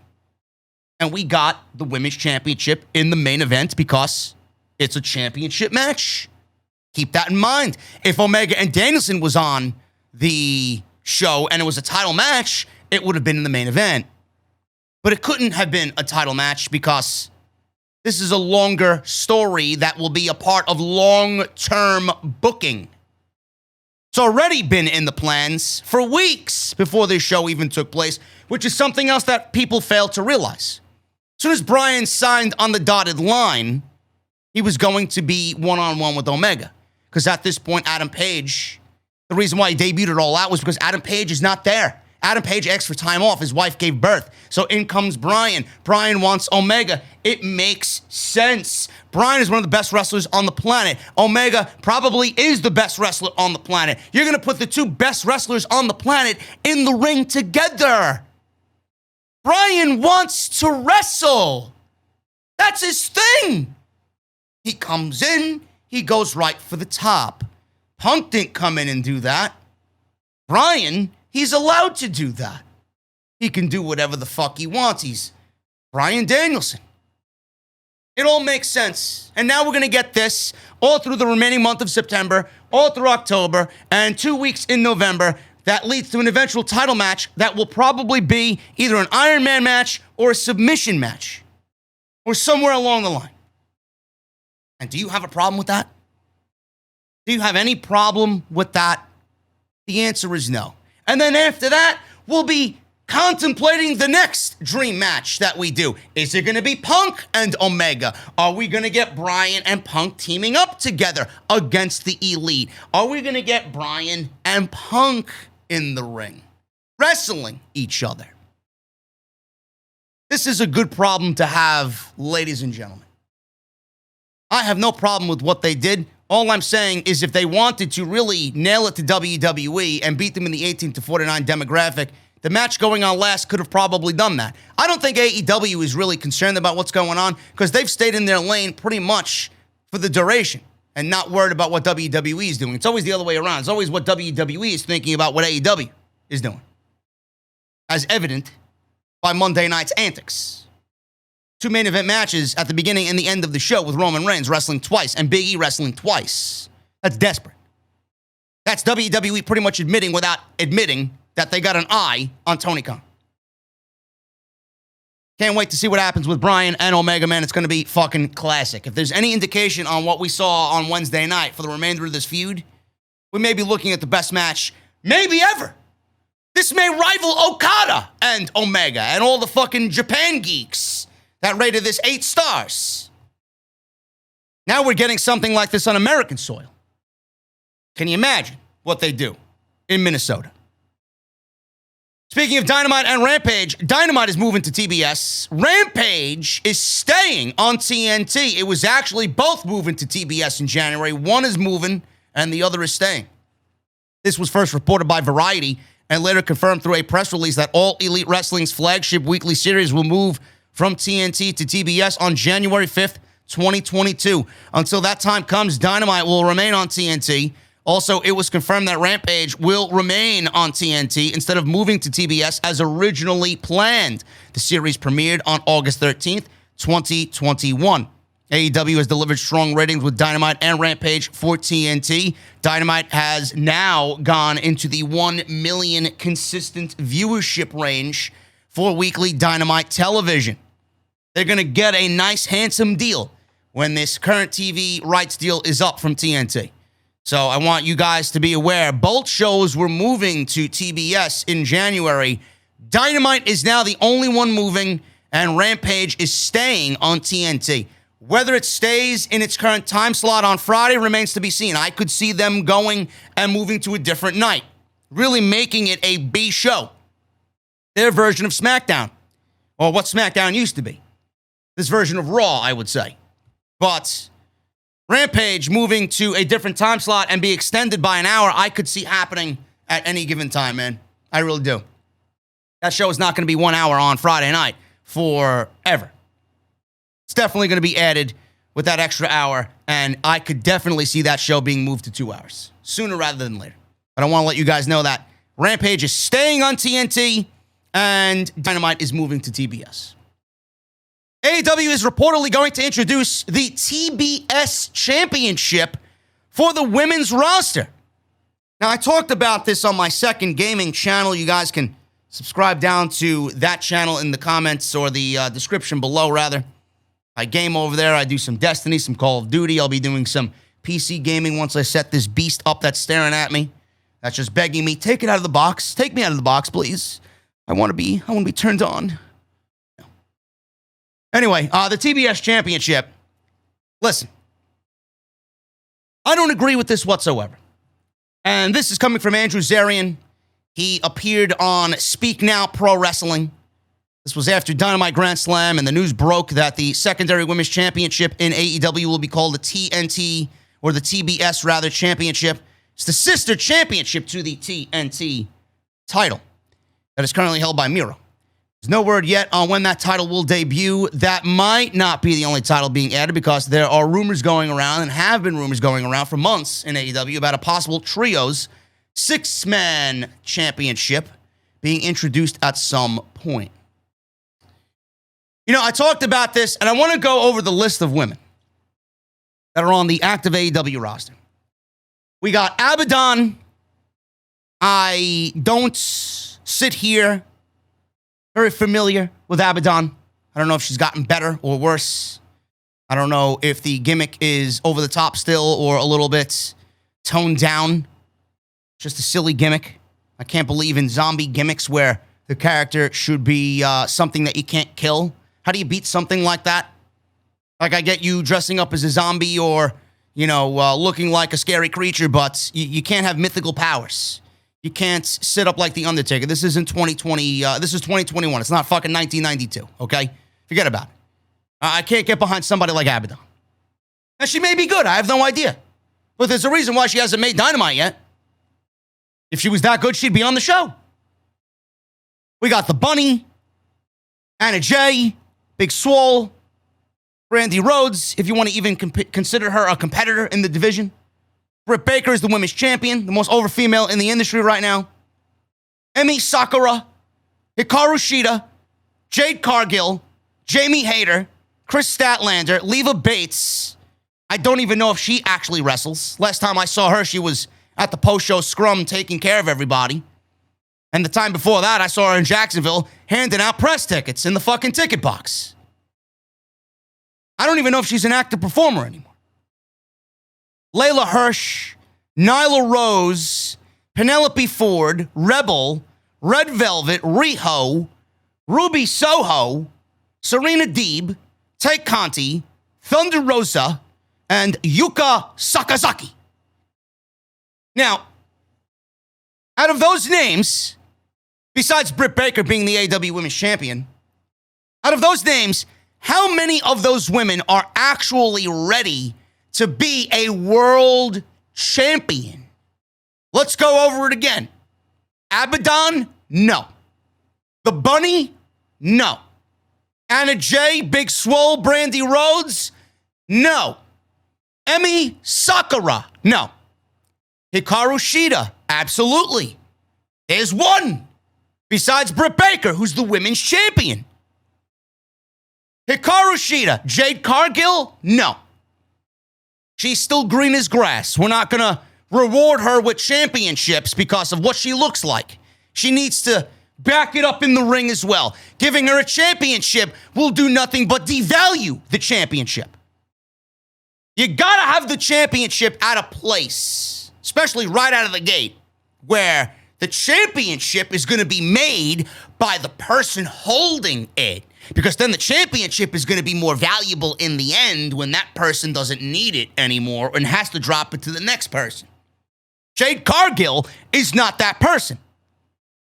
Jamie Hayter, yes, she's a great professional wrestler. So there's two. So we got Hikaru Shida and Jamie Hayter. Chris Statlander, absolutely.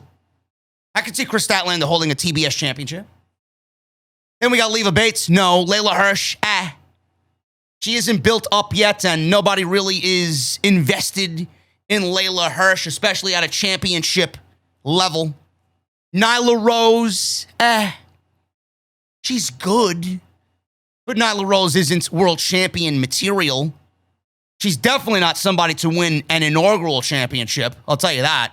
Because, again, you gotta have somebody established to hold that championship to bring prestige to the championship. The championship is not going to make the person if the person itself is not made. Penelope Ford, no. Rebel, no. Red Velvet, she's coming along. She's a lot better than a Jade Cargill and a Big Swole and an Anna Jay and a Bunny and a Leva Bates and a Layla Hirsch. Red Velvet is on her way there. She will be in discussion a year from now. 2 years from now, she'll be where she needs to be. Riho, not the biggest Riho fan, but Riho has held the AEW Women's Championship. She could be somebody that holds the TBS Championship. Ruby Soho, absolutely. Serena Deeb, she may be the best technical wrestler besides Thunder Rosa on that roster. Maybe even better than Thunder Rosa. But she's always injured. That's the thing with Serena Deeb. She's very injury prone. Tay Conti, no. Thunder Rosa, she's going to be the next AEW Women's Champion. And then Yuka Sakazaki, no. Now, we don't know when these women come and go. We don't know how long they stay. We don't know how long they're out. We don't know. So, my point is, why are we introducing another singles championship when there isn't many women to hold said women's championship outside of the names that I just mentioned? Hikaru Shida, Jamie Hayter, Chris Statlander, Ruby Soho, Riho, and Thunder Rosa. All these women, that makes up a solid division. Those women should be competing for the AEW Women's Championship. Those women should be competing amongst each other to get the opportunity next at the Women's Championship, the AEW Women's Championship. You can't create a title and then have it magically make the division important overnight. You can't create a title to make a woman more important than she already is, or make a woman important from the level that they're at now and expect them to be at the level of a Britt Baker. It's not going to happen. It's not going to happen. This is what WWE has been guilty of. They made women's tag team championships on both NXT and the main roster when they didn't need the NXT women's tag team championships. The titles that we were told were created for the main roster were for all of the brands. Now we got an extra set of women's tag team championships that aren't going to be as important as WWE made them to be because there aren't any fucking tag teams and there aren't any legit women right now in NXT. They're in a building phase. So how important are those titles going to be? They're not. How important are the women's tag team titles on the main roster? They're not. There's no fucking tag teams. You're just running around in circles. We're getting rematches every fucking week. The tag team champions lose fucking 4 out of 5 times. They lose singles matches to people on the other brand that don't mean anything. Yet you want to make a TBS Women's Championship for what? Because you're moving the show to TBS? You don't need a TBS champ. First of all, the name sounds ridiculous. The TNT title TNT sounds actually pretty cool. TBS, it doesn't. The Superstation title. Give me a break. Somebody like Miro is doing wonders with the TNT title, and when he drops that title, look how important that title is going to be on the next person who holds it and beats him. I don't see that coming out of this division. I understand everybody wants the women's division to be, oh my God, important. I know everybody wants the women's division to be a spotlight. I know everybody wants the women's division to be important. But you can't create titles expecting the women's division to be important overnight. It's a work in progress. Let's get the talent up to a certain level and then make a championship. Why do we need a TBS championship on top of a trios championship that is going to be more important than any TBS title that you create? I don't get it. The trios championships are actually something that you need because everybody's in a fucking faction. Everybody is in a faction. The women's division is still trying to find its own identity. Britt Baker is doing an excellent job. That doesn't mean that you need to create another championship to force the division to be important. Let's get the division to be important first and then make the TBS championship. That's what needs to be done. Don't force it into the division. Let it happen naturally. Moving on with the rest of the news here, guys. Rampage, speaking of Rampage, their viewership, 642,000. That is a 0.28 rating in the 18 to 49 demographic on TNT at the 10 p.m. time slot. Last week, the show did 670,000 viewers, so down in overall viewership. And the show did a 0.27 rating. They were actually up a percentage point here this week. This is the lowest viewership the show has done since it premiered, which is becoming a weekly trend. Rampage ranked number 2 in the top 150 shows on cable for the night, up from last week's number 3 ranking. Rampage was only behind a college football game on cable for the night. Showbuzz Daily reported the news. And Rampage featured the Lucha Brothers, Penta and Rey Fenix against Butcher and Blade, Anna Jay versus The Bunny, and Miro versus Fuego del Sol for the TNT Championship, where Fuego put his new Hyundai on the line and then ate his keys afterwards because Miro shoved him down his throat, and then Sammy Guevara made the save. And we're getting Sammy Guevara versus Miro for the TNT Championship on Wednesday, which should be excellent. Should be an excellent match, and I can't wait to see what they do with Sammy, maybe having him win the TNT title. Rampage, it is following a trend. It was never meant to be a ratings juggernaut. It was only used to promote CM Punk, and it's promoted to get other talent that may not be featured on Dynamite on Rampage. We got the TNT Championship main eventing Rampage, which is great. Guys like Fuego on Rampage. Guys like women like Anna Jay and Tay Conti and the Bunny on Rampage. But it's becoming a trend, and AEW needs to be careful about Rampage. They need to start making it somewhat important.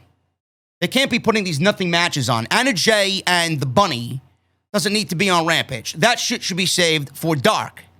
That's not a Rampage match. Anna Jay is not anywhere where she needs to be. Neither is the Bunny. I don't want to see the Bunny in the ring anymore. She sucks. She's flat out terrible. Fuego del Sol, has he ever been on Dynamite? Why do I care about Fuego del Sol? And why is he getting a TNT Championship match in the main event? Yeah, it's great for talent like that to be on Rampage and get a glimpse of what it's like to be on Dynamite, but people aren't tuning in to watch somebody against Miro that they know is not going to beat Miro. It's just stupid. They'll read the spoilers, and they'll find out Sammy Guevara is wrestling Miro, and they'll tune in Wednesday. And that's another thing. The show's taped. How many people look at the spoilers and then don't watch? Nothing's important on this show. I'm not watching. Oh, I don't want to see this guy. I don't want to see this woman.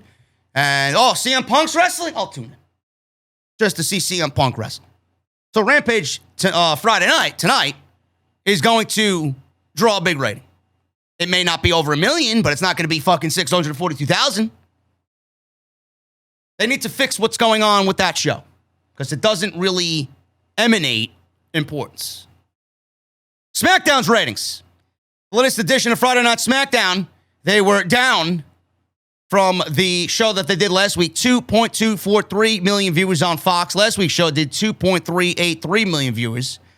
Last week's was the most watched episode of SmackDown since the January 22nd episode, which was the first show back with fans, and did 2.310 million viewers. So in the all-important 18 to 49 demographic, the show did a 0.58 rating. That is down from the 0.65 rating the show did last week. So I guessed Beastie, the Beast Incarnate, is a ratings draw. There you go. Well, the fact that the show was in New York City at Madison Square Garden. So SmackDown, we saw a loaded show last week, not this week. This week's episode was pretty much SmackDown like we usually get it, boring and uneventful. Bianca Belair had a homecoming, and she was given the key to the city only to be attacked by Becky Lynch, who is also trying to force herself into a heel turn, and it's not working. It's more like a cringe turn and not a heel turn. Rick Boogs versus Bobby Roode. Big E and Finn Balor beat the tag team champions clean, which I'm assuming was a championship contenders match, and now Big E and Finn Balor are the number one contenders for the tag team titles. I don't know. I hope not. It doesn't make any sense. Big E won the WWE title on Monday Night Raw. He is now a Monday Night Raw superstar. He has nothing to do with SmackDown, but here we are. WWE forcing desperate moves in light of zero interest. That's what that is. Liv Morgan and Toni Storm versus Carmella and Zelina Vega. That went 90 seconds after Carmella wanted to scream like a banshee on the outside.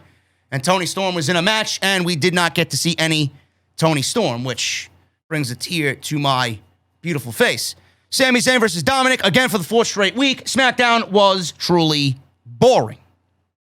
Nothing eventful happened on SmackDown, and we're getting Zelina Vega versus Liv Morgan on Friday night, and Apollo Crews challenging for the Intercontinental title against Shinsuke Nakamura. More rematches. Great. Now you could get an even lower rating and even lower interest in your show. But everybody was so high coming out of Madison Square Garden. This is the type of show that WWE can put on. They can. But do they? No, they don't. They don't. They only want to do it when it matters to them. Speaking of SmackDown and Raw, they're planning to pre-tape upcoming Raw and SmackDown episodes. During Wrestling Observer Radio, Dave Meltzer noted that the company is going to pre-tape both Raw and SmackDown during their next European tour. This is going to change up their usual system as Monday Night Raw and SmackDown sent superstars on the tour. Usually when they tour Europe, they tape TV in Europe, but they're not taping TV in Europe. They're going to be taping Raw and SmackDown that week, both in the United States, and then will air in the time slots while WWE is actually touring. It was noted that the company is sending the Raw crew after Raw on the week before, and they will stay until Saturday. Then the SmackDown crew will replace Raw on the tour after they tape their show in the USA. The company is doing what they can to accommodate their unique situation and figure out the best way to go about things. It's also pretty expensive to film in Europe for WWE, so it is possible that played into their decision as well. I don't care where you fucking tape it.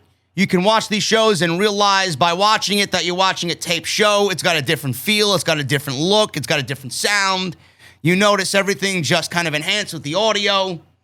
And I don't really understand. And this sucks for the fans as well, because you're watching a show on Monday and Friday night where they are actually in the country touring, and we're getting a show taped in the United States.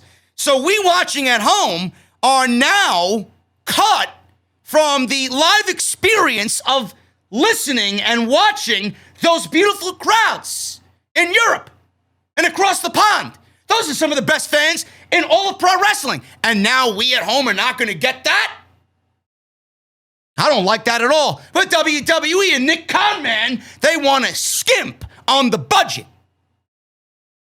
WWE, once again, fucking the fans. Yes, I gotta watch some fucking crowd in Bumblefuck, Montana, or wherever the fuck they're gonna be, sitting on their hands and knees while Kevin Dunn pushes a button to enhance the live experience for us at home. Meanwhile, people are sitting on their hands and knees and they're fucking watching. Nobody's making a goddamn sound. This is awesome. And then you hear the chants and all this shit clap. Nobody's moving. Nobody's moving. Miami, we're a bunch of corpses. Meanwhile, the UK crowds, they got those cool, silly chants that they do, and they got all these fucking innuendos and chants that they got, those soccer-style chants. We're not going to hear that. We're not going to hear that, because Nick fucking Conman over there has got a penny pinch because he needs to pay the electric bill in his fucking $16 million mansion. Fucking ridiculous. It's exactly what I want. It's bad enough it's a fucking tape show, and I gotta see a tape show in fucking, what? Kentucky? Becky Lynch. Becky Lynch says storytelling is more important than moves in wrestling. Wow, Becky, did you just graduate? Of course it is. Long-term booking. I can't say that I disagree with her. Becky Lynch has got it right. But I will say this. Before I get into what she said. Storylines matter. Long-term storylines matter. But if the story is good, then everything that happens in the ring, and if the storylines are good, the match itself in ring will mean that much more. You can't have one without the other. You can't have a storyline and then a shit match. You can't have a shit match and not have a storyline. You know? Or a great match. You can't have a great match. Usually in WWE's case, it's a shit match. You can't have a storyline and then not a great match. You can't have a great match and not a storyline. You can't have one without the other. So she's saying this for whatever reason, but one cannot exist without the other. It needs to be a perfect marriage of everything. This is why I'm so high on Johnny Gargano and Tommaso Ciampa and what they did. Look at the long-term storytelling, and then the story that even involved Aleister Black losing the championship. It's great. It's awesome. That involved Nikki Cross, involved the entire roster who attacked Aleister Black. What a moment, man. Man, do I miss my NXT. But Becky Lynch is right. She's half right. She's half right. Thank you, Big Match Bex, for the shit that I already knew. So she was doing a press junket in UK, and Becky Lynch revealed that she believes that storytelling is more important in pro wrestling than the actual moves they do in the ring. She relayed a desire to connect with the audience, and telling those stories helps her achieve that far more than anything else. She says, and I quote, "There's so many lessons. One, I think, is that the connection with the crowd is the most important thing. It's more important than moves. It's more important than anything, being able to connect with an audience. I feel like that is something I got fairly early on. Whether or not I was any good, it was just being able to connect with an audience. And two was story above all else. I think sometimes as wrestlers who love wrestling, we want to have a good wrestling match in spite of the story. Does that make sense? That can sometimes convolute things. And really the things that everybody remembers is story. It's not the moves. It's not the flips. It's not the Canadian Destroyers. It's a story and how that whole story makes you feel. That's what we do. We're storytellers. I think I learned that fairly early on, and that's more important." Yes, but the thing is, like I told you, if the story is good, the match is going to be good, or the match has to be good. If the story is as good as it needs to be, then the match and everything that happens in the match is going to matter as well, especially as far as replay value. You're going to go back and watch. How many times did I go back and watch Adam Cole and Johnny Gargano? How many times did I go back and watch Johnny Gargano and Tommaso Ciampa?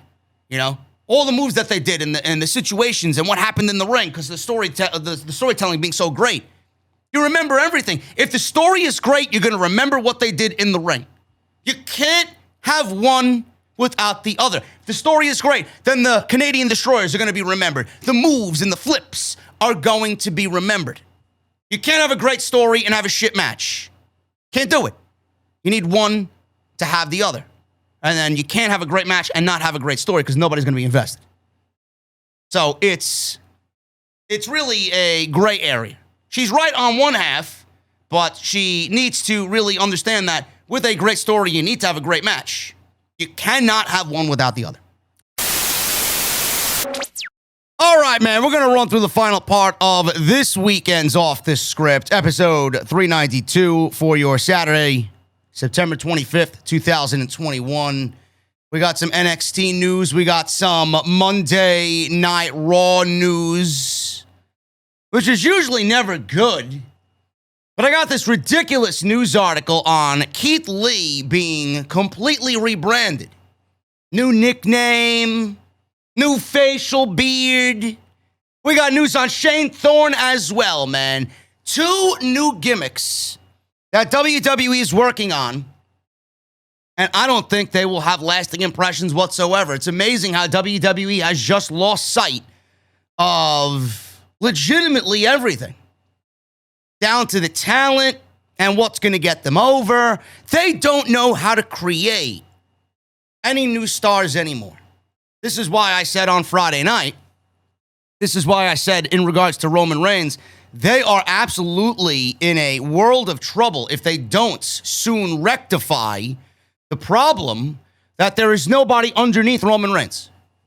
There is nobody underneath Roman Reigns. There is legitimately nobody that could stand underneath Roman Reigns in this company as a solid number 2. You're probably thinking Drew McIntyre. I don't even think it's Drew McIntyre. I don't. We have to wait and see what WWE does for that situation, because that's going to become much more apparent as the months go on. But that could be a different discussion for a different day. Let's start with NXT here, man. Ratings are down following the relaunch episode. This is week 2 of Vince and Bruce's NXT. It's quite odd, man. My numbers are up on Tuesday night, whereas they were barely anything on Tuesday night with the old NXT. So maybe I should give Bruce and Vince some sort of thanks. Yeah, right. Never going to happen, man. Never going to happen. I think people tune in because they know that I'm going to shit on whatever Vince and Bruce end up doing. And as we see with the ratings are going to pretty much dip lower and lower as the weeks go on because there really is no value in this show whatsoever at all. NXT drew 746,000 live viewers on Tuesday night. That was down from week one's 770,000 live viewers.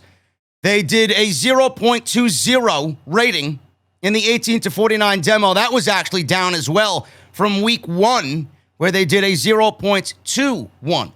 It ranked number 11 in the top 150 shows on cable for the night. That was down from last week's number 10 ranking in the cable top 150. So they were down across the board. They were down in every major category. This featured Roderick Strong versus Kushida for the Cruiserweight Championship. Kushida is pretty much out of the title picture. WWE put the title on Roderick Strong, and then they set up his new opponent for Tuesday night. Kaylee Ray versus Amari Miller. Dante Chen versus Trey Baxter. Cameron Grimes versus Joe Gacy. Well, I have news on already. You guys, if you watched NXT, Joe Gacy came out in this weird political gimmick. I don't know exactly what it was, but it is no more already. They removed all likeness of it from social media. They removed all videos from social media. I don't know what they're doing with Joe Gacy, but clearly it was a failure. And I could have told you that as soon as he was sitting in the ring cutting a promo on Tuesday night. So Joe Gacy, I don't know what they're doing, but WWE clearly has given him a new gimmick, and it's already canned. Elektra Lopez versus Anna Scher. Odyssey Jones defeated two jobbers, and Braun Breaker, Rex Steiner, and Tommaso Ciampa, the NXT champion, versus Pete Dunne and Ridge Holland. This show was not good. I complained on Tuesday night that NXT is deviating away from everything that made it feel important. Now, you're going to have some geeks out there. You're going to have some goblins online that don't know any better, and they need to always go against the right opinion because they want to make some attention for themselves. NXT doesn't need to debut 16 or 17 new fucking faces that I've never seen or heard of before and put them in 90-second matches to get them over on television or get them wins on television. How could you really look at somebody and get a feel for who they are in 90 seconds? It doesn't work that way. For example, this Dante Chen versus Trey Baxter. Trey Baxter was in the breakout tournament. Trey Baxter's not a bad professional wrestler. So he's in the ring. He's losing in 90 seconds to Dante Chen. I never knew who Dante Chen was in NXT. Never heard of him, never seen him. People are telling me, oh, you gotta go watch his matches in Singapore. All right, geek. I'm sorry that I have somewhat of a life and I don't sit online and research pro wrestlers and their early days in Singapore. Jesus fucking Christ, go touch some grass, geek. He's in WWE now. That's all I give a shit about. Comes out. He looks decent. He's in the ring for 90 seconds. Who is he? What is he supposed to be? Why should I care about him winning in 90 seconds? Normally, you throw a match like that on TV and you get a feel for him as far as his moveset goes, how he moves in the ring. This guy came out to fucking crickets, and I saw nothing. Absolutely nothing. This thing with Joe Gacy was fucking ridiculous, too. He looked like a mix of Right to Censor mixed with IRS, big boss man. He wore a legitimate gray button-down that was tucked in and black slacks to the ring. You could tell immediately what WWE management, main roster management that is now taking over NXT, what they think of Joe Gacy. Don't we have this guy on the main roster? Oh, I thought it was Kevin Owens. It's exactly what they look at when they look at Joe Gacy. And then we got this Braun Breaker situation. WWE is really showing you who they love and who they don't love on this new version of NXT. Braun Breaker is definitely in the camp of who they love. And NXT will be completely killed, or the old version of it will be completely killed when Braun Breaker takes the NXT title off of Tommaso Ciampa and we usher in a new colorful title. Can't wait. Can't wait. But Vince McMahon wants a new harder edge, risque, harsher NXT. I'm sorry. It looks like Sesame Street. Unless you're going to go gangsta with Sesame Street, I don't know how you're going to do NXT a little bit more edgier and harsher. Let's get to this Joe Gacy shit. WWE removes controversial Joe Gacy NXT segment from social media and their website. What isn't controversial nowadays? That's what I want to know. Everybody sought to cancel John Cena after Dark Side of the Ring, where they talked about Canyon. Who better than Canyon? Everybody on social media wanted to cancel John Cena for his comments on the Howard Stern show many, many years ago. Pretty much telling Canyon pretty much what I say to everybody every single week. Listen, you're not good. You couldn't cut it. Maybe you should go find something else better to do with your life. I'm sorry. Harsh criticism is a lost art in the world of professional wrestling, man. A lot of people don't want to hear it. A lot of people take offense to it. Like, who are you? You're not in the business. What do you know? You need to be in the business. Yada, yada, yada. I didn't find anything wrong with what John Cena said at all. Yes, let's please cancel John Cena, who's almost really, 500 plus? Make-A-Wish? He's dedicated his time to map out 500 Make-A-Wish to kids across the United States. It's great. It's great. Yeah, let's cancel that guy. Please. He's a terrible human being. Joe Gacy. Hours after this segment aired, media outlets posted about Joe Gacy's NXT promo. All traces of that segment have now been removed from WWE social media accounts and from their website. Links to Gacy's segment are now dead because they've all been deleted. WWE has not said why these segments were pulled, but it might have something to do with stories published by Fox News, the Daily Mail, and the New York Post. Now you know why WWE tried to do it. They were like, oh, we got to pull this. Everybody's caught wind of it. We didn't think that they'd pick up on NXT 2.0. Fox News headline described Gacy's promo as WWE pinning the woke left with controversial new wrestler. The New York Post had a similar headline. They said, and I quote, WWE pokes fun at the woke left with new wrestler. The Daily Mail's headline read, and I quote, WWE body slams the woke left. New character Joe Gacy says he doesn't need to use male privilege to get what he wants before he sweeps opponents into a hug. This is the transcription from Gacy's segments. This is from the New York Post. NXT 2.0 is full of conflict, from the smallest microaggression to the most heinous grudges. This is a place where we settle our differences. I come to you tonight with a mindset of conflict resolution where I don't need to use my male privilege to get what I want. I understand, just like you, that life isn't fair. I believe that we can achieve unity and tolerance for us all, and I can be the man that will show you we can achieve peace in this safe space, and it starts tonight. End quote. Now, both Fox News and New York Post stories noted that Gacy lost to Cameron Grimes in less than 5 minutes, and it's unclear if this character is a one-off experiment or if there are long-term plans for Joe Gacy.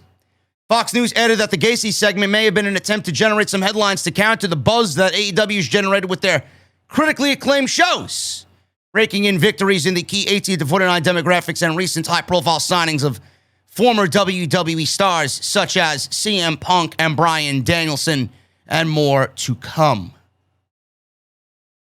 Now, clearly the New York Post, or Fox News rather, Fox News actually got it right. That's amazing because Fox is a WWE home. So Fox News is reporting that WWE may have attempted to send Gacy out there with this ridiculous gimmick to generate buzz to counter AEW and what they're doing, maybe to steal some of their thunder. It was a futile attempt. And all WWE did was embarrass themselves and embarrass Joe Gacy. I get where NXT is going. I get that they went back to the OVW days with this shit. I do. I really am heartbroken over what I've saw so far. You know, I am heartbroken for Triple H and everything he's put his blood, sweat, and tears into to make NXT absolutely the best thing that WWE could have ever produced. It brought me back to a day of, hey, I actually love WWE, and NXT is making me feel that way. Now WWE killed all of Triple H's vision. Vince and Bruce come on in, and now it's nothing more than an experimental toy to see who is going to get over and who's not going to get over, who's going to work and who's not going to work. Characters, are they going to go? Are they going to stay? Is it going to have a lasting impression? Yada, yada, yada. I get that this is a brand new vision for NXT. They are looking to churn out stars quickly because of their failures on the main roster. They don't know how to create stars anymore. They're literally throwing shit at the wall and they're hoping it sticks. This was one of those instances where it just was never going to stick. Nobody wants politics when they're watching professional wrestling. Nobody. And this is a blatant attempt at generating interest with what's going on right now in the world. I don't want to watch political bullshit on my show when I'm watching professional wrestling. Keep that shit to the fucking news outlets. Keep that to the shit on social media, the fucking people who live and die by all this political agenda and they believe everything that they fucking see on television. Don't let it bleed into my professional wrestling. I don't want to hear the words woke or, what did he say? Male privilege? No, keep that shit at the fucking door and get it the fuck away from my show. Now, I'm not really familiar with Joe Gacy. I know who Joe Gacy is. I've seen Joe Gacy wrestle. I've been to shows where I've seen Joe Gacy live. I've called Joe Gacy matches in House of Glory. Now, I understand that Joe Gacy and what he was doing on the indies is it's a very small chance of him actually making it in WWE with what he did on the indies. He's going to have to develop a character and a gimmick for himself to succeed where he is right now. He was as generic could be with what he did on the indies. He was a hardcore guy, risque guy. He loved punishment. He almost reminded me of Sami Callihan in some sense. But that's not going to fly in this version of NXT. WWE wants characters. That is their mission. That is their goal now. They want characters. I don't know what the fuck this was, but clearly WWE wanted to achieve something here and realized when the news outlets picked up on it and more people were going to find out what exactly they were doing, they axed it. It's almost as if they thought NXT was going to fly underneath the radar and get away with this shit, and they were going to do it as long as they could get away with it. But all you did in the end was embarrass yourselves, embarrass the brand, and embarrass Joe Gacy, who doesn't deserve this shit at all. He's only following instruction from his handlers, from his bosses. They sent him out there with this shit gimmick, and now he looks like a fucking fool. You only get one chance to make an impression. You don't think people are going to be smart enough to know that this is gone and he's going to come back as something else? Why would you ever put somebody in that situation to begin with? It's amazing to me. Joe Gacy's first impression now is gone. Now he's going to come back and try it again, and he's never going to really recover from this. He's not. Let's be real. You got one impression, one first impression for yourself and what you're doing on this show. And WWE sent him out there. Everybody's first impression was woke and male privilege. That's it. Dead. Joe Gacy's better off dead on NXT. He'll never find any success after this. Guarantee it. Guarantee it. Vince McMahon apparently wants an NXT 2.0 that's edgier, harsher language, and more lenience on female gear. We talked about this on Tuesday, but as you watched on Tuesday, there was definitely a sense of harsher language and he wants there to be an edgier in-ring product. Fightful is reporting that Vince McMahon wants the show to be edgier. He wants it to be edgier from the in-ring work and aggression, and he wants harsher language. This makes sense since the reason for the rebranding of the show is to focus on bringing in younger viewers. NXT heavily skews towards older viewers, but it's the younger viewers that the advertisers care about the most, and there's a feeling that the show is uncool amongst many fans. Well, the show is uncool amongst many fans, and it will remain uncool amongst many fans because your logo looks like it's something from fucking Sesame Street. Your logo and color scheme looks like it could be on fucking Nickelodeon Jr. I don't believe how WWE wants there to be an edgier NXT when Triple H was giving us an edgier NXT. And the fucking geeks online are going to praise this NXT over what Triple H did with his NXT. But I don't fault them because they were too fucking stupid to watch what Triple H was doing and realize that didn't realize, I should say, that Triple H was fucking the king of pro wrestling at that time. They didn't know what the fuck he was doing. They neglected it, and now they're all aboard on this, dumbing down whatever Triple H did when you have no fucking idea or a clue what Triple H was doing. Fans are dumb. Fans are dumb. Now, another thing is, Vince wants a edgier NXT. He wants a better in-ring style, edgier in-ring style, aggression, harsher language. This says two things. Number one, Vince clearly did not watch anything of NXT of old. He didn't watch anything Triple H produced because NXT was edgier with the color scheme and the grittiness and the rawness. From an in-ring style, it was the best in-ring style that WWE could have possibly ever had for itself. Professional wrestling was a thing in WWE.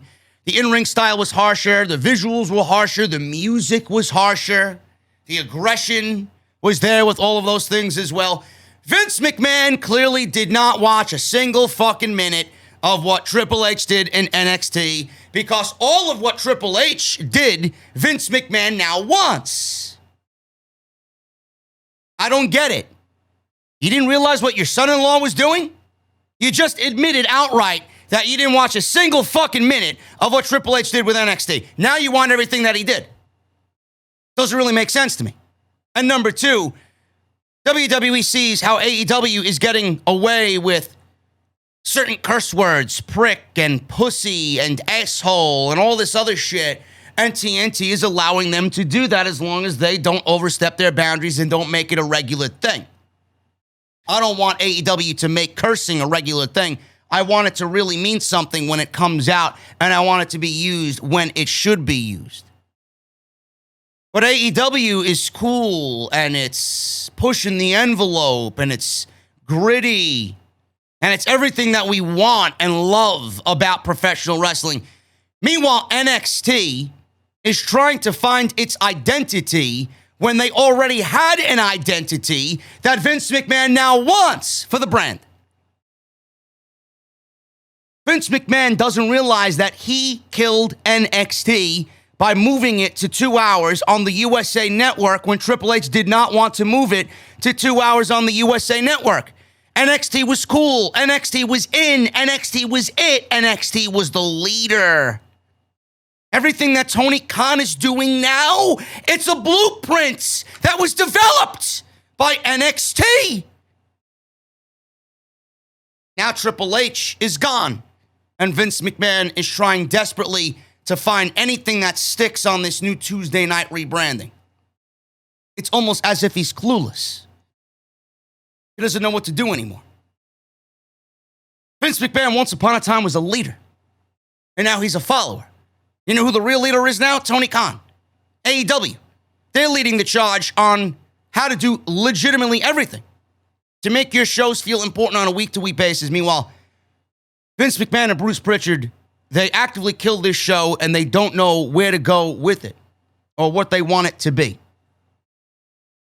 With that color scheme and that logo and that music, you ain't going to have a harsher NXT. And if this harsher NXT, this edgier NXT is what we saw on Tuesday night, or the beginning phases of it, I don't really consider edgier to be 90 fucking seconds in ring.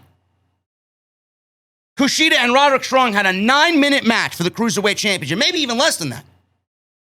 On Triple H's version of NXT, those guys would have went out there for 18, 19 minutes and tore the fucking house down.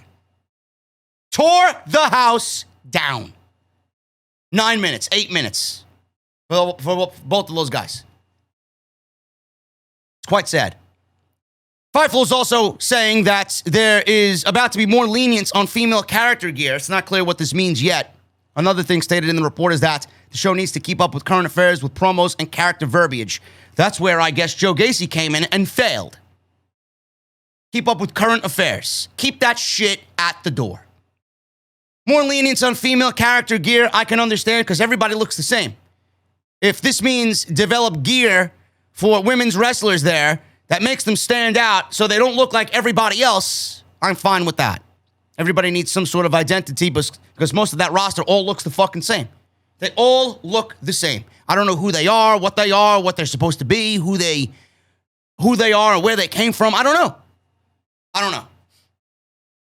It's a very depressing time to be a fan of NXT. Shawn Michaels. He texted Bronson Reed after his WWE release. He says to Bronson Reed, you have to show them that this was a mistake.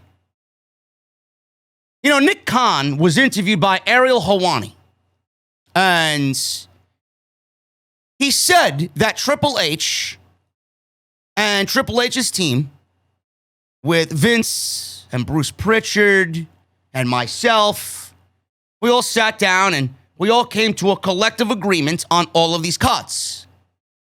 And I said then, and I'm going to say it now, that was bullshit. Triple H had no part in any of the cuts from NXT because he would not have cut or would have agreed to cut Bronson Reed. So Nick Khan lied to everybody right in plain sight and lied right to Ariel Helwani. Yeah, we got Shawn Michaels texting Bronson Reed saying to him, show them that your release was a mistake. So clearly Triple H had no say in Bronson Reed being released because Bronson Reed was a project of Triple H. They fast-tracked him with the North American Championship. They had him drop the North American Championship to Swerve. He went to the main roster, and then he got cut after a couple of matches there. Triple H had nothing to do with Bronson Reed being cut. Bronson Reed was a pet project of Triple H. Bronson Reed should not be upset at Triple H. Bronson Reed should be upset with upper management who don't have a fucking clue. Reed was asked if he was blindsided by his release. He says, I was very blindsided. I was gobsmacked. It was not something I was expecting. I was actually expecting to get a call to be moved to Raw or SmackDown, and then out of the blue, it was the release call. So yeah, I was very surprised. Do you know why you got the phone call? He was asked. I was called by Johnny Laurinaitis, People Power, who was doing all of these things at the moment. I made sure to ask, hey, why is this happening? He said, there's no real reason. It's just a no for now. It leaves it up to debate. It leaves me questioning myself for the last 40 days. He did say the door is always open, keep working, which obviously I'm going to do, but it would have been good to have some sort of insight. I did do a dark match on main events for Vince, and the only feedback was I was a babyface at the time, and that was to smile more, which I did then in my next couple of matches. Things like that I can definitely change. In my opinion, I think it's the direction they are going in from seeing the new NXT 2.0, but I'm not 100% sure. You know, I love how he tries to use that excuse, and I don't like that he's pinning it on himself. I don't know what they're going for with the new NXT. The new NXT is all over the place. Bronson Reed absolutely fits into the new NXT. He's a big guy. He moves. I don't know why you would not give him a look or give him a chance. He's very good at what he does. He's not fucking absolutely amazing. He's not going to blow anybody out of the water, but he was still learning. This was only his second or third full year on NXT television. Third year, maybe? And you cut this guy with absolutely no regret, absolutely no look at this guy? You know, I hate when guys like this are going to pin blame on themselves when they have nothing to blame themselves for, and it has everything to do with upper management who don't know anything and are fucking clueless. They are absolutely clueless. Smile more, you're a babyface. That's why Rhea Ripley is dead on the main roster. Rhea Ripley comes out all metal looking with spikes and earrings and piercings and fucking upside down pentagrams on her fucking face. And she comes out smiling? I'm sorry, that's not the visual presentation that I would expect from somebody like Rhea Ripley, who's a rogue badass, who should not be teamed up with a fucking child comic book star in Nikki Cross. Give me a break. Nikki Cross looks like she should be on fucking Disney Plus, never mind WWE television. And lately, I can't tell the difference between one and the other. Bronson Reed should not be pinning this down on himself. The real reason why Bronson Reed was released was because of two reasons. One, they thought he was fat. They didn't like his body type. Number one. If you don't believe me, I'm sorry. I don't know what else to tell you. WWE has been in the mentality all the time that they don't want overweight. They don't want overweight. You got to be a certain look and a certain weight. I don't know how old Bronson Reed was. He 32?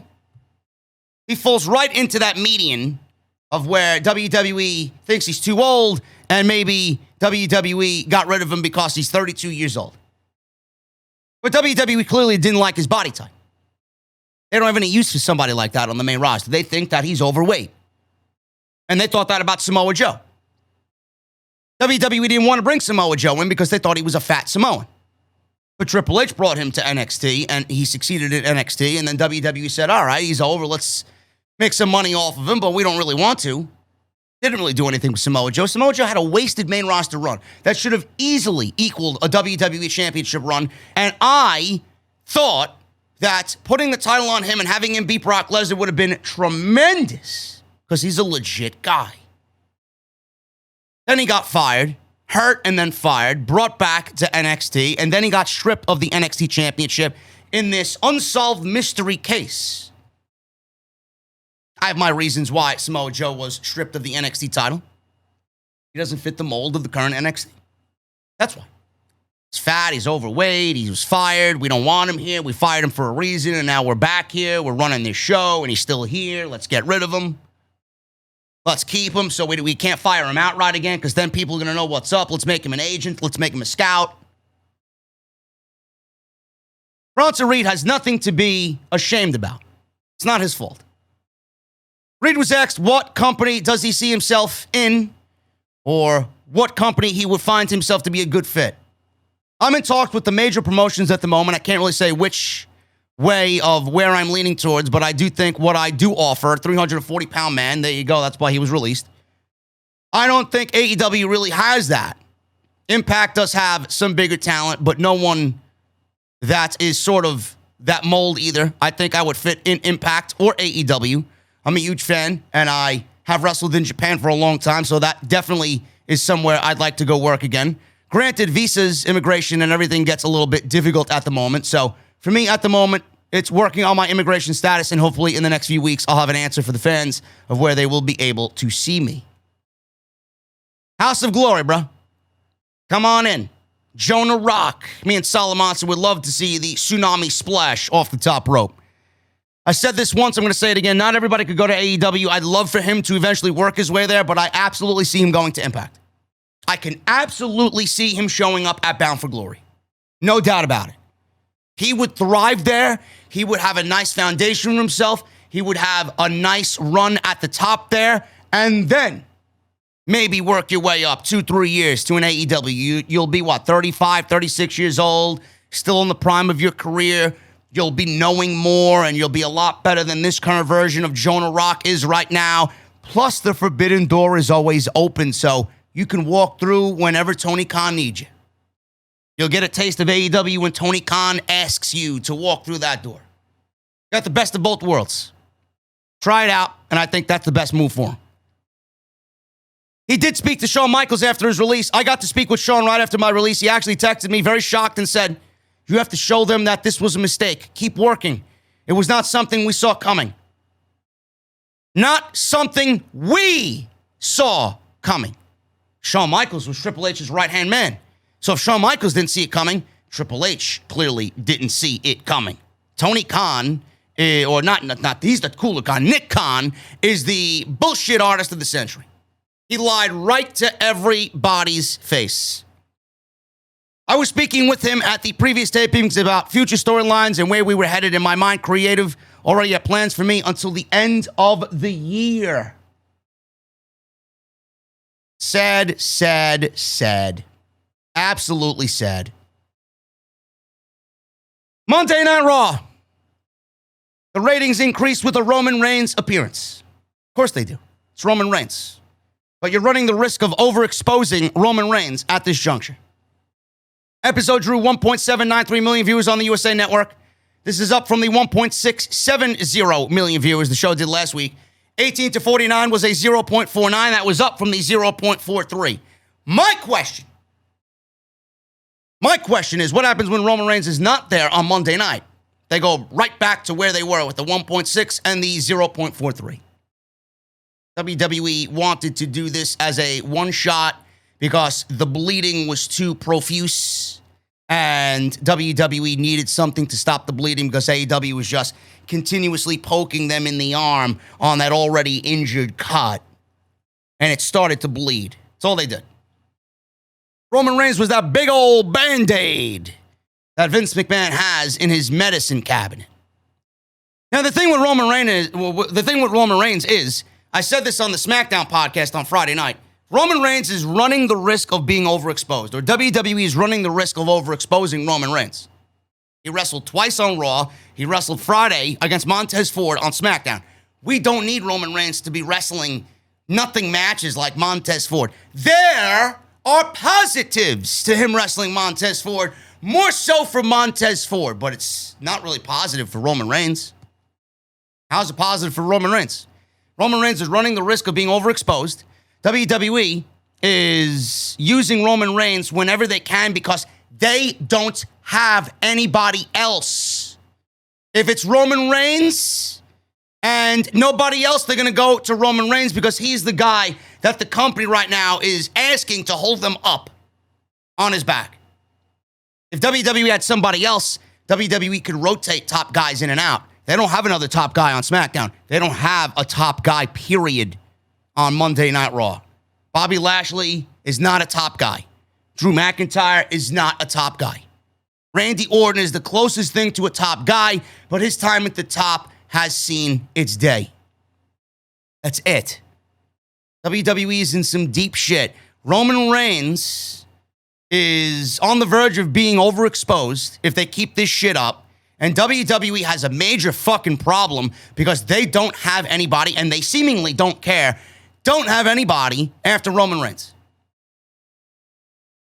It worked out well for Montez Ford because he got a main event spot against the biggest guy in the wrestling industry right now, the Universal Champion Roman Reigns. He looked good doing it. And it pretty much solidified that Montez Ford is going to have a singles run in a couple of years away from Angelo Dawkins, which doesn't necessarily bode well for Angelo Dawkins. But it was great for Montez Ford. People got him in a main event spot. He did very well against Roman Reigns. People got to see what he's made of. Working that type of match is only a good thing. They trust you, obviously, to be putting you in the ring with their world champion. Vince also has Roman Reigns to rely on, but how many times is he going to have Roman Reigns to rely on before it starts getting too old? That's the issue here. They need new stars. They need somebody else other than Roman, and they don't have that. They gave away 2 main event matches on Monday Night Raw for the fucking desperate attempt to stop the bleeding because AEW was about to beat them 3 weeks in a row. And they pretty much did. They're neck and neck with Raw, even with Roman Reigns on Monday night. I don't consider Raw beating AEW in the demographic by a percentage point a victory. It goes to show you that AEW is doing what they need to do at a higher level, and Monday Night Raw is desperate and won't be able to keep that up without using desperate tactics. Because they don't have anybody, like I said, on Monday Night Raw that's going to generate the type of interest that AEW has with that type of roster. It says more for AEW to maintain that than it does WWE pulling out a higher rating because Roman Reigns was there. Give me a break. Fucking geeks and the low IQ fucking virgins online had a field day with this one, but it goes to show you that they don't think and they're merely trolling online because they have no fucking friends. Again, go touch grass. It's a beautiful day. Hour 1, 1.8. Hour 2, 1.85. Hour 3, 1.667. Raw ranked number 6 in the top 150 for the night, which was down from the number 2 ranking last week. An NFL game was at the top of the chart in the key demo and drew over 11 million viewers on ESPN. You are no longer allowed to use the NFL as an excuse because Monday Night Raw is generating the same rating like they usually do for Monday Night Raw with the NFL on now. Anywhere between a 1.6 and a 1.8. Monday Night Football is not doing anything to Monday Night Raw. The rating would not be higher for Raw if Monday Night Football wasn't a thing. If we were in fucking June and Monday Night Raw did not have Monday Night Football, the rating would probably still be the same. The episode featured The New Day, Big E, Kofi, and Xavier versus The Bloodline. There's Reigns and the Usos. Natalya and Tamina defended against Nikki Ash and Rhea Ripley. We got new tag team champions, Sheamus versus Jeff Hardy. Big E and his championship celebration. That turned into a triple threat match between Bobby Lashley and Roman Reigns. We got Charlotte appearing on Alexa's Playground, Nia Jax versus Shayna Baszler, and then Reigns, Big E, and Bobby Lashley in a non-title triple threat, which made no sense because Reigns ain't losing. Big E certainly can't lose. He just won the WWE Championship, and Bobby Lashley, who's being utterly disrespected right now, was only in that match to take the pinfall loss. And made to look like an idiot, by the way, with the way that he treated Big E and left his back turned on Roman Reigns, ultimately eating a spear and taking a 1-2-3. Now Bobby Lashley goes into Crown Jewel doing what? A loser. Losing to Bill Goldberg. He's probably going to have a match against Big E at the Extreme Rules pay-per-view. I don't know if that's announced yet, but I would assume so, that the WWE title is going to be on the line. WWE only has, 5 or 6 matches announced for regular rules. Monday Night Raw was garbage. Nobody realizes the internal problems that exist following this show. Then you got Bully Ray and Busted Shill Radio. If you didn't like Monday Night Raw, you're not a fan. Really? So I'm supposed to like hotshot one-off matches that don't do anything for long-term booking, right? I'm sorry, Bully. Because Monday Night Raw gave us a main event match that should have been saved for a long-term booking situation and a pay-per-view. I didn't like Raw. I'm not a fan. I'm not a fan of Raw, period. In its current state, the show sucks. Why the triple threat match was booked? Sure you guys know this already. Desperation. Meltzer talked about the Reigns, Big E, and Lashley triple threat match main event on Monday Night Raw. He says, and I quote, obviously the 6-man tag was going to be the main event of the show. Originally, what happened on the weekend shows in North Charleston and Augusta, they did a 3-way between Reigns, Lashley, and Big E, and Vince McMahon got the word that the matches were very good. So at noon, the day of Raw, he did an about face and moved the 6-man tag to basically the setup match on Raw, as the main event was going to be formed from that 6-man tag. Figuring this would be the strongest ratings possible by putting that match on television. That's why it wasn't advertised, and that's why it was a last-minute thing. So Vince McMahon had AEW in his mind all weekend coming out of last Wednesday's Dynamite, that it bled into the house shows over the weekend in Augusta, Georgia, and North Charleston. And Vince McMahon was thinking and trying to devise ways of, how could I beat AEW? And that's what? His team got back to him, and they said the matches were great. Vince said, let's do it. Day of, they booked this match on Raw. No rhyme or reason. It didn't make any sense. They gave everything away, overexposing Reigns some more, making Big E lose his first match. Big E lost twice, by the way. Big E lost twice on Monday night. Lost by DQ, number one. And then in the triple threat match, he didn't take the pin, but he lost. So Big E's a 2-time loser right out of the gate after winning the WWE Championship. Nobody has a problem with that one, though, right? Bobby Lashley looks like an idiot. WWE, all they did was enhance Roman Reigns, even more so after Monday Night Raw. He went to Monday Night Raw and treated their two biggest stars like complete bitches.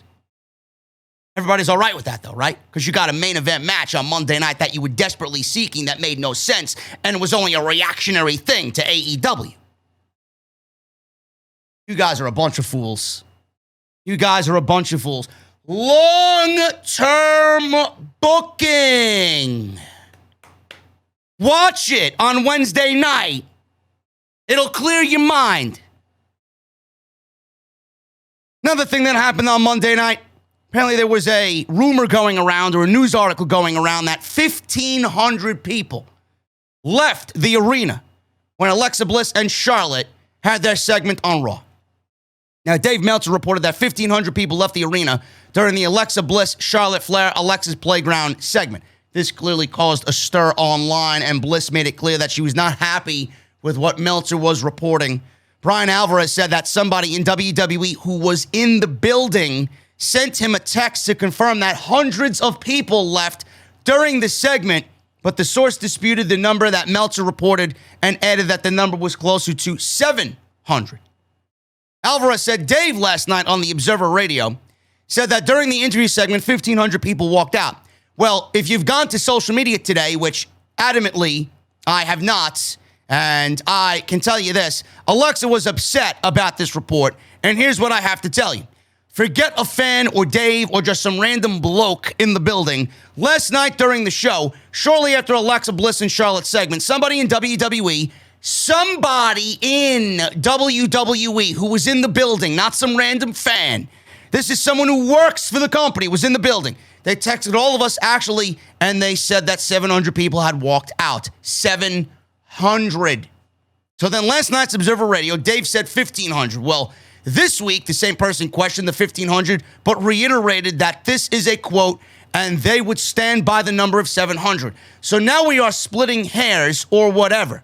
This is from someone that was in the building, not watching at home, but in the building. It is abundantly clear that hundreds of people walked out. Was it 700? Was it 900? Was it 564? Was it 1,500? Bro, I don't know.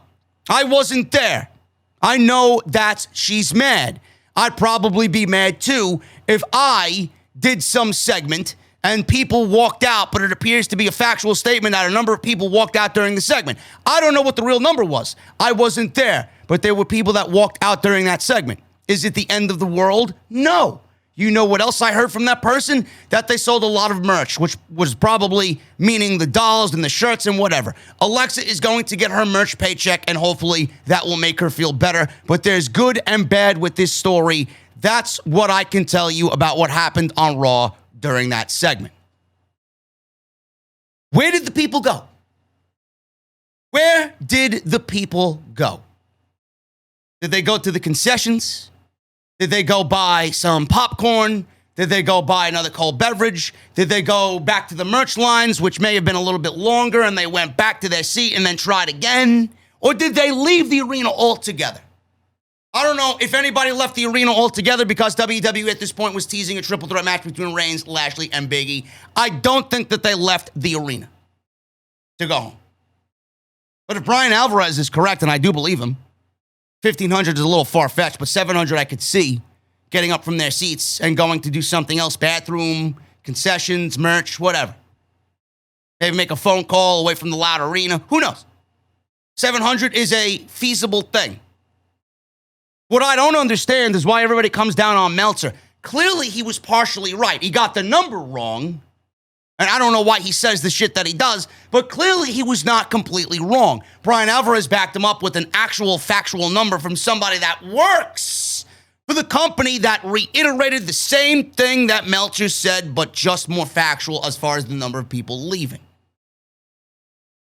I don't understand why people bring themselves to shit on Meltzer all the time and call him a shill and this and that. Clearly, he's riding one team over the other. It's not really what you should be doing as far as his stance in journalism. Okay? Not a good look. But what I don't understand is Alexa Bliss coming out and blasting him and She knows her fan base better than anybody. Everybody knows Meltzer. It's just nothing more than an unnecessary attack on somebody that is doing their job.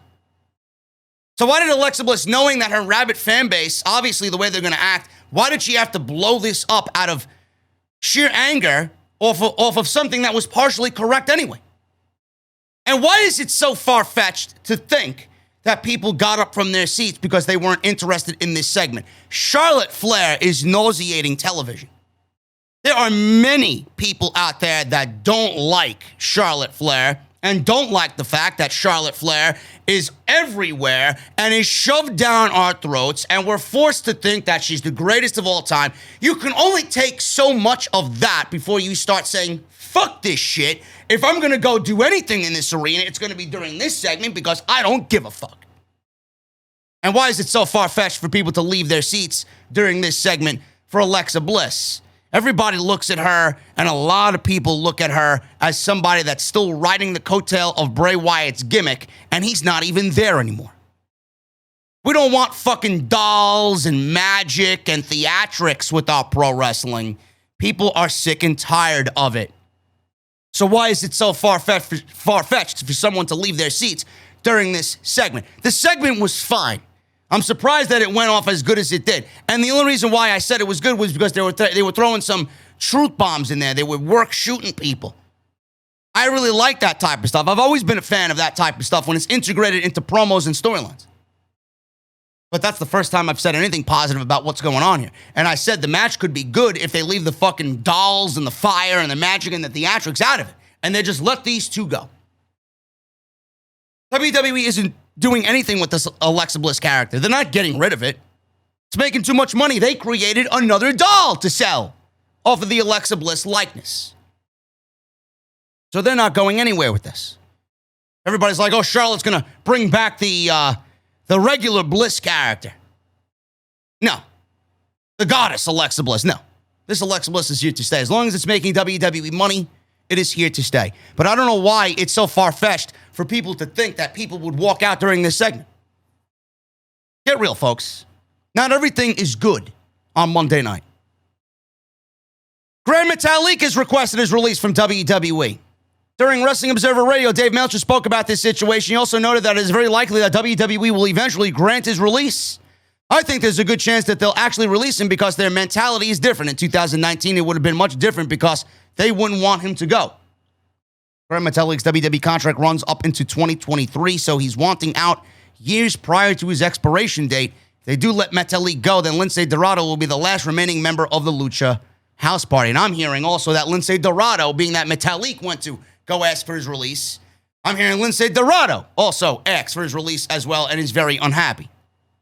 And rightfully so. There's no tag team wrestling in WWE, and WWE usually doesn't push people like Grand Metalik and Lince Dorado, not only because they're Mexican luchadors, but because of their size. WWE's vision isn't for someone like Metalik and Lince Dorado. Plus, you mix that with the masks and the Mexican background. WWE doesn't really do anything like that. They don't really push guys like that. And then mixed with those facts, tag team wrestling is pretty much dead in WWE if you're a legit tag team. So I don't understand why WWE would not let these guys go. Let them go. Where are they going to go? Where are they going to? You worried about these guys going to AEW? These guys could go to Impact and really thrive. They could have a great time anywhere else. You're not using them. Why hold them hostage if you have no vision for them? Let them go. I'm not surprised to hear this at all. Surprised it took this fucking long to have him ask for his release. Nia Jax. She's going to be off TV for a very long time. Thank fucking God. Thank God. Oh my God. It's maybe the best news all fucking weekend. Nia Jax is going to be off TV for an undisclosed amount of time. Excellent. Excellent. Now, during Monday Night Raw, it appeared that WWE wrote her off storylines because they had Shayna Baszler attack her elbow on the steel steps during their match, or after their match. The way things played out, it looked like this was done as a cover to explain why she will be off TV for the foreseeable future. Nia Jax suffered an elbow fracture and dislocation to her left elbow, which will require surgery. She will be out for an undisclosed amount of time, end quote. Now, we don't know why she's off TV. Not clear if there's a legitimate injury or if she's dealing with something else or there's another reason for her absence from WWE TV. I'll take it. You're not going to hear a single peep out of me. Goodbye. Nia Jax may actually make the show better with her absence. Not really. And finally, guys, Keith Lee. WWE is fully committed to this new version of Keith Lee. It looks like Keith Lee has a new nickname. We have Bearcat Keith Lee. The Bearcat Keith Lee. This will be the name used going forward, and it wasn't a one-time thing when he was introduced on Monday before Raw.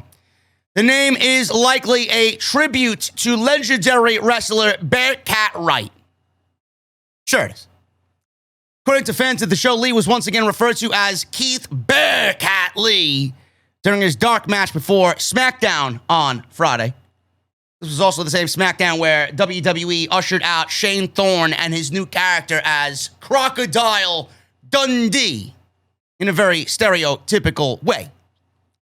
I don't know what they're doing with Shane Thorne, but I saw a video of it from somebody that was taking video that was there live. He had these little Australian shorts, these khaki shorts. He came out with a crocodile vest. He came out with a fucking Crocodile Dundee top hat, right? The hunter hat, you know. What are they going to add? Whips and fucking alligator paraphernalia to him? What's going on? What's going on? He's Australian, yes, but do we need to see him dressed as fucking Crocodile Dundee? Do we need to see him dressed as Jack Hanna showing up on WWE television? I don't get it. It's almost as if they're not even trying anymore. Shane Thorne comes out dressed like he did. He looks fucking ridiculous, man. I don't know whether he's a pro wrestler or if he's a new shill for Outback Steakhouse wanting me to try the bloomin' onion appetizer or maybe the jumbo coconut shrimp. You fucking serious? I get you want everybody to be a character, but Jesus fucking Christ, you want the guy to be an embarrassment and a laughingstock? Keith Lee. Bearcat Keith Lee. How long before this guy comes out with fucking dancing mascots? You know, Bayside High, Saved by the Bell, wasn't their mascot a fucking bearcat? The Bayside Tigers, right? Yeah. That's Keith Lee. Keith Lee is the new Bayside High School mascot. Maybe he'll go to the fucking diner that they usually ate at.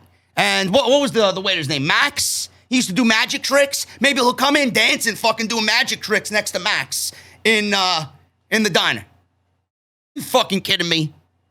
Maybe he'll come out with Mr. Belding as his new tag team partner. Or maybe, better yet, maybe he'll start shilling Frosted Flakes. I could see Keith Lee in some Frosted Flakes commercials with Tony the Tiger, right? Oh, they're great. Keith Lee, Frosted Flakes, did you know that they have 9 essential vitamins and minerals for a hearty breakfast? What the fuck are you doing? Did this guy need any sort of character change? No, but it wasn't your creation. Triple H made him a made man.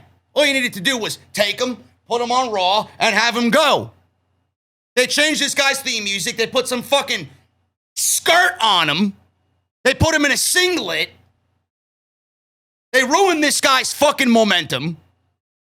I don't know when he won a match. I can't even remember the one guy. He beat Randy Orton. What happened after he beat Randy Orton? Exactly what I told you it was going to be. Downhill. Then he got sick. Then he was out for 7 months. Now he's losing to Cross. And now he's losing to he's on dark matches. He's winning dark matches, squashing jobbers. But we got Bearcat Keith Lee. He's going to pounce on you, rawr, right? What's he going to do? What is he going to do? Did he come up with his gimmick by himself? Did Keith Lee have a say in what he wanted to be named? Probably not. Probably not. Just like he had a say in keeping his own theme music, right? That clearly didn't need to be changed, right? The theme music that we heard on Sunday before he made his debut the following night on Monday after he lost the title to Karrion Kross, right? I'm sorry, I thought I heard this guy's regular theme music the night before, but why is he on Raw using different theme music? Oh, but it's a trademark issue from CFO Money. Sure it is. Sure it is. Give me a break. I'm making a bold prediction right now. WWE can name this guy Bearcat. They could feed him Bear Claws from Starbucks. They could have this guy come out fucking dancing mascots. They could send this guy to fucking stand next to Mr. Met at Citi Field. It doesn't fucking matter. Keith Lee is going to AEW. That's it. You think Keith Lee is going to give these guys the benefit of the doubt? They clearly don't know what the fuck they're doing with him. They don't know where they want to go. They don't know how they want to portray him. All this fucking indifference. You think Keith Lee's just going to stay in WWE? How long before he gets back on television? Because when he gets back to television, everybody's going to realize that he's Bearcat Keith Lee. Bearclaw Keith Lee. Maybe we'll see him behind the fucking counter doing barista work. Hey, yo, Bearclaw, can I get a caramel macchiato, please? Iced. Extra shot of espresso. And don't be cheap with that caramel drizzle. Got jokes for days with this guy, man. Get the fuck out of there. Get the fuck out of there, man. This guy's going right to AEW. Squash matches. They want to tweak his character. They're going to make him a heel. They had him grow his facial hair out. Bearclaw Keith Lee. They're great. Anyway, guys, I'm getting out of here. Hopefully you enjoyed the podcast today. If you did, please hit that thumbs up. Make sure you guys hit that subscribe button down below. Turn on the bell for all notifications. And make sure, I have to say this, man, because I want to start really ramping up the merchandise going into the new year, man. We got some new shirts. This one is now available on bonfire.com. Go and get your new JD t-shirts available on bonfire.com. Awesome stuff. Really appreciate you guys joining me today. Go check out all the other videos that you might have missed on the channel. We got SmackDown and Rampage's post-show coverage last night. We got AEW Grand Slam on Wednesday. We got NXT on Tuesday, Monday Night Raw on Monday. I will be back live for Extreme Rules, regular rules, on Sunday nights right here in the venue on Off the Script. And make sure you guys go check out my sponsor for today's show, Audible, audibletrial.com/script. 1 free audiobook and 30 days free of their service. Sign up using our link, audibletrial.com/script. Guys, I will see you tomorrow night for Extreme Rules, and I will be back in the venue post-show right here on Off the Script. I'll see you guys later.